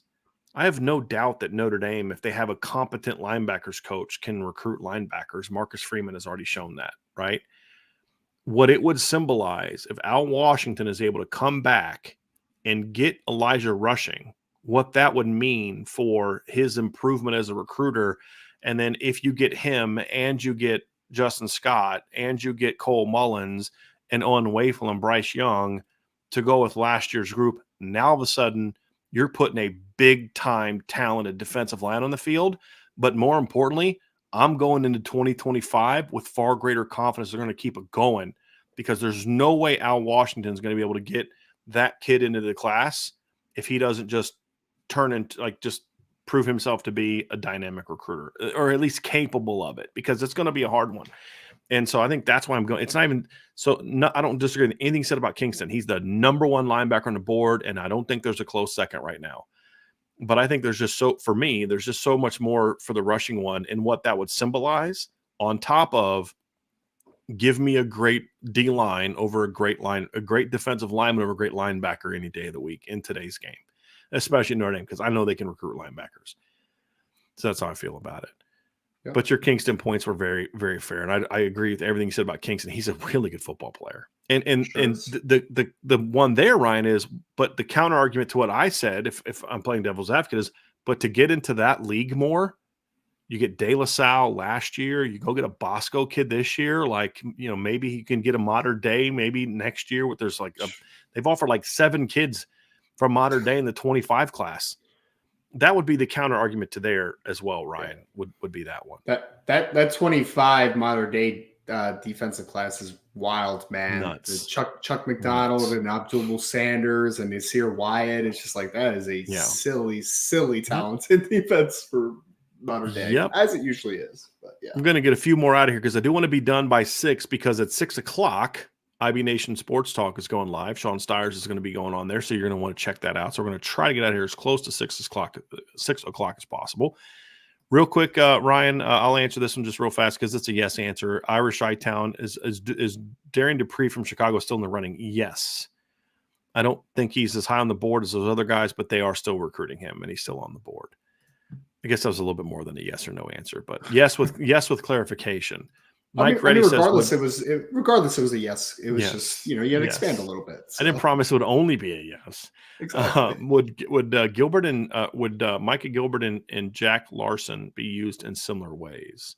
If you view Micah Gilbert as a big slot, you could use him and Larson in similar ways in some capacity. But no, I mean, because Micah is going to be a guy that could throw into the boundary, you could put into the slot. Jack, although he is a little bit more of that flex style tight end, he's still going to be able to play in line a little bit, right? He's still going to play some wing, some H-back. Like, he's going to be used all over the place. But, like, in a one role, yeah, if you want to count both of them as, like, big slots at some point in the game, then sure. Yeah, they could be used in that similar capacity, but not all the time. Absolutely not. And that's true for anybody that's going to be a slot. I still view Micah Gilbert as more of a boundary guy, which makes them very different.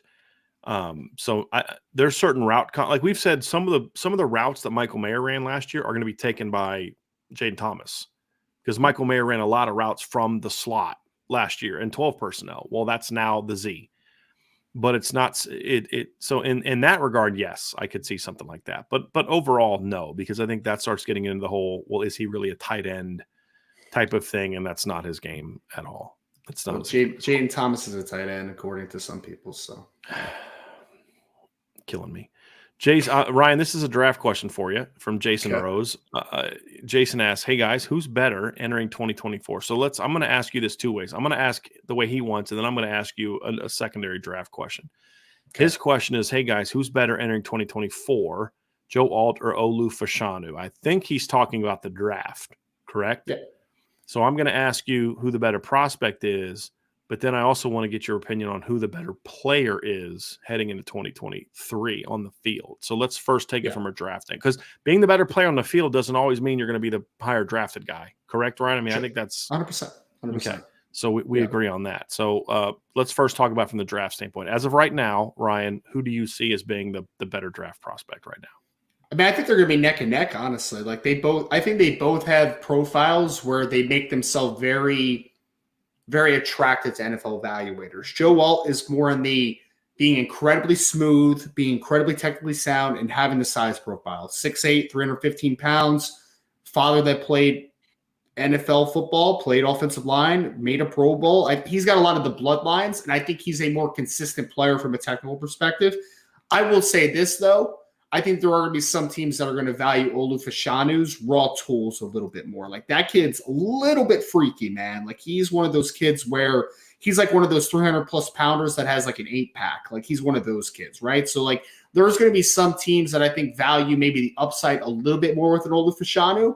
But I would argue that as a draft prospect, Joe Alt's floor is much higher than Olu's. But Olu's upside might be higher than a Joe Alt just because he's like Joe Alt's a little bit freaky too, as far as being size and being really smooth. But Olu's a little bit of a freaky dude, man, as an offensive lineman. So I think that they're both neck to neck, and it's just really about what you value at the position and the consistency aspect, which I think that Joe Alt brings in much higher volume, or the upside, which I think that Fashanu has a slightly higher upside than Alt. John Leahy asks, are there any needle movers or even potential starters at safety in the portal? That's an easy one, Ryan. Yes, there are. There's a lot. But I just don't know if Notre Dame's going to have a shot in any of them. I mean, there's a lot of guys in the portal that would be needle movers or potential starters at safety and other positions, but I don't think those guys are right now. I don't know which ones are looking at Notre Dame. So, and Notre Dame is super, super, super secretive when it comes to their portal kids that they're interested in. I think they are. I really don't think. I just think they don't want schools to know. Like they want a school to think, hey, we can go get this kid. We don't have to give him a lot of money, and then Notre Dame scoops in and just takes the kid.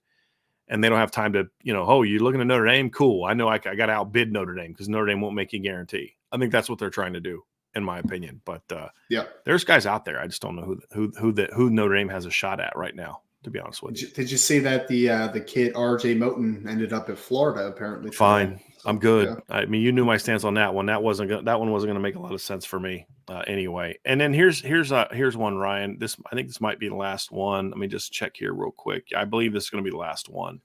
Okay. So we'll wrap things up after this one, but I want to get to this one from John. If we get Elijah Rushing and Justin Scott, is there any way that Notre Dame reaches out to Keeley and says something along the lines of, you and Rushing off the edges would be unstoppable, transfer to us? That's illegal. That's tampering. That's called tampering. Now, I realize the NCAA does. Here's the thing. The NCAA does nothing about tampering right now, but you know darn well the moment that they caught Notre Dame red-handed as everyone else does it, that's when they come down. The NCAA would hammer Notre Dame more than they would anybody. Y'all know. We've seen it. We've seen it before. So, no, but I'd say it. I'd say it to him. Hey, man. It's not too late. It's not too late. You can fix this problem right now. You know what I mean? So, yeah, that would be pretty amazing. Pretty amazing. I'm gonna pull this one up here, Ryan. We have a super chat here from Wicked Bronco Productions. Saul, we are heavily interested in Epps, the wide receiver from BYU. That's not accurate at all of their interest level, but okay, whatever. I don't know why. I like our class coming in and prefer the guys we have now, especially when we need a safety, D line, maybe cornerback or linebacker, edge. Any info? Let me just say this first, Ryan, and you can just because this kind of frustrates me a little bit. Is you hear fans say, well, why they offer this running back from so-and-so? Why are they looking to this guy? It's like, it's called doing your job. It's called doing your due diligence. This kid comes from a school decent academic school, a place we might have some success, maybe convincing him to come here. We played against him. He had some big plays against us. We saw a film of him when we prepared. He's a good football player. Let's just kick the tire, see where he's at. Because what if he were to say, hey, look, I'd love to come just be a leader and a role player for you guys, a receiver. Oh, yeah, cool. Then you talk to him and you realize he wants to go somewhere and be the guy, and you don't have that option for him. That's called doing your job. That's what good coaches should be doing. They should be kicking the tires on kids at every position. And just, hey, maybe this kid might make us better. But just reaching out to a kid and maybe expressing interest in wanting to talk more is not the same as being heavily interested. I think that's taking it way too far from what you and I have been able to gather from this particular situation, Ryan. But I mean, I think it's smart to do that, in my opinion. Ryan, I'd like to get your thoughts on that. But to me, there's not a position on the team that if I heard they reached out to a kid who was a pretty good player, I'd be like, what the heck are you doing? You shouldn't even be talking to that position. There's not one at all, in my opinion. I mean, we just talked about the fact that recruiting boards can expand so quickly, right? Because it's the fact that we're in the transfer portal era. Like, you could be a couple defections on your roster unforeseen, away from being short on numbers at certain positions, right? So, like, yeah, I mean, you should be constantly doing your due diligence. As for the Cody Epps stuff, I was told by a source pretty close to situation that there is a certain SEC school that I think is going to be a potential landing spot for Cody. So if Notre Dame has reached out or they haven't, or to what extent, I think that's a little bit of a question. But I think that there is a clear favorite to land Cody Epps. We'll just leave it at that for now. And it ain't Notre Dame. It's not Notre Dame. No. But I don't think Notre Dame necessarily has tons of needs in the defensive line. I don't think they really have needs at corner. I mean, linebacker, sure. Look, they already got a transfer on the edge. I think they're good there. I think the position right now that I would say that Notre Dame has a need is safety. Now, I would consider if there was a running back out there that was cool being just a part of the rotation, maybe. But even there, you've got some really talented young players in this roster, Ryan. And this was your argument at receiver. some really talented young players. Do you really want to stunt their growth for a 1-year rental? Like that guy would have to Epps, because Epps is a really good slot. Like I really like a lot of what he does in the game, but I mean, you just moved Chris Tyree to slot, and you're really excited about him too, right? It's like Jaden Thomas, Chris Tyree. That's a pretty dang good duo in the slot potentially for Notre Dame. Who are you taking off the field to play Cody Epps? Like that's just kind of my conversation. I just don't think it's a need necessarily on this roster right now. Right. My thing too, Ryan, is look, any chance you have to add a guy that is a legitimate, significant upgrade, you look at. They don't have a need at guard, but if there was a big time guard out there that wanted to transfer, I'd look at him, right? Sure. And they don't have a need at tight end, but if Brock Bowers would have jumped in the portal and said, "I want to go play at Notre Dame. I want to break all Michael Mayer's single season records," would I be like, "All right, cool, yeah, I would, yeah, right?" yeah. But there's not a lot of positions to me that I look at, and like he said, we need a D line, a cornerback, a linebacker. I don't edge. Thank you. I don't agree that those are needs. Those are positions where I have my eyes open. The only position right now that I see as a need is safety, and arguably quarterback, arguably just an emergency guy. But again, I'm excited about the opportunity. Number one, we're gonna know for sure what Steve Angeli's all about. Who's right on that one? Are people who think he's a legit Notre Dame caliber starter right, or are we right who love the kid, love his attitude? I just don't see it as a guy that's going to go win you a championship. We're going to know. And now I want these reps for Kenny Minchie, because here's the reality. You go get a 1-year rental to be a backup, and he takes all the number 2 reps. You're going into next season, and now you've got to go back to the portal again next year. And I'd rather not do that. Develop the kids you have. And that's the thing. The freshman and sophomore class in Notre Dame is incredibly talented. Develop those kids. I want to see what they have to bring to the table. And then we can figure out what the needs are after that. That's my 2 cents on that, Ryan. What say you? No, I think for me, like there's always a constant evaluation of the roster, and that goes from college football and NFL. You're always looking to improve your roster in any way you can. And I think that if there is a situation where you can upgrade a position, I'm always going to be interested in that conversation. But again, I just feel like at slot receiver, especially in this conversation where we're talking about Cody Epps, just don't consider that a need. And is Cody Epps that much better than Jaden Thomas, where I'm just like, yeah, I want to basically replace Jaden Thomas as the starter potentially at slot? Like I just don't consider him to be it could also mean you don't have faith in Deion Colsey, and you're going to move Jaden to the boundary like we talked about. Again, I don't see that as being an upgrade to me. Yeah. So it's not just necessarily replacing Jaden. I get your point, the example you're making, but I just don't see that lack of faith for me. To coach up the kids you have, right? And get with them and say, hey, look, man, here's the expectation. Because here's the thing: if Deion Colsey doesn't step up this offseason, and you want to that's fine. You've got Jaden Thomas can move over there. You got Chris Tyree, you got Rico Flores, you got Jaden Greathouse, you've got Braylon James. You've got options. You can go more 12 personnel. You've got options, right? Develop those kids. That's what I want to see, as opposed to just constantly getting these 1-year rentals. I'm good with 1-year rentals if in the right situation. I was totally on board bringing in Javonte Jean-Baptiste. Smart. Thomas Harper, great move. Sam Hartman, great move. Smart move. But another receiver, I don't see it, right? Running back, I understand it because of the injury history. But again, if those guys are all healthy, who are you taking those reps away from for a 1-year backup rental guy? Now, if a stud young player wanted to come at running back, like a freshman or something like that, who you think is better than the guys you have, okay, sure. But Cody Epps isn't that guy. And most of the guys in the portal that are that guy, Ryan, are getting in the portal for a reason. And it's not because they're just looking for playing time. They're Bear Alexanders. They're guys that are Jordan Addisons. They're jumping in the portal for a payout, not because they see a better path to playing time. They're jumping in for a payout, and Notre Dame's just not going to do that, and I'm okay with them not doing that. So that's why I just don't see that happening where those guys end up in Notre Dame. It's my 2 cents. So that's going to do it, everybody. Hey, it's 6 o'clock. So as soon as we wrap up here, right after you hit the like button, everybody, okay? You need to hit the like button right now. Subscribe to this channel. Hit the notification bell. Share this podcast. Sign up for the message boards at boards.irishbreakdown.com. And as soon as you're done with that, then head on over to IB Nation Sports Talk. They're getting ready to go live here in a couple minutes. They're going to have another great show for you all tonight. Thanks for being with us tonight, everybody. Big pickup for Micah Gilbert. Ryan and I will be back tomorrow at a normal 1 o'clock time for our midweek rundown. Going to have a lot of fun topics to talk about tomorrow for sure. So for Ryan, I'm Brian. Have a great rest of your night.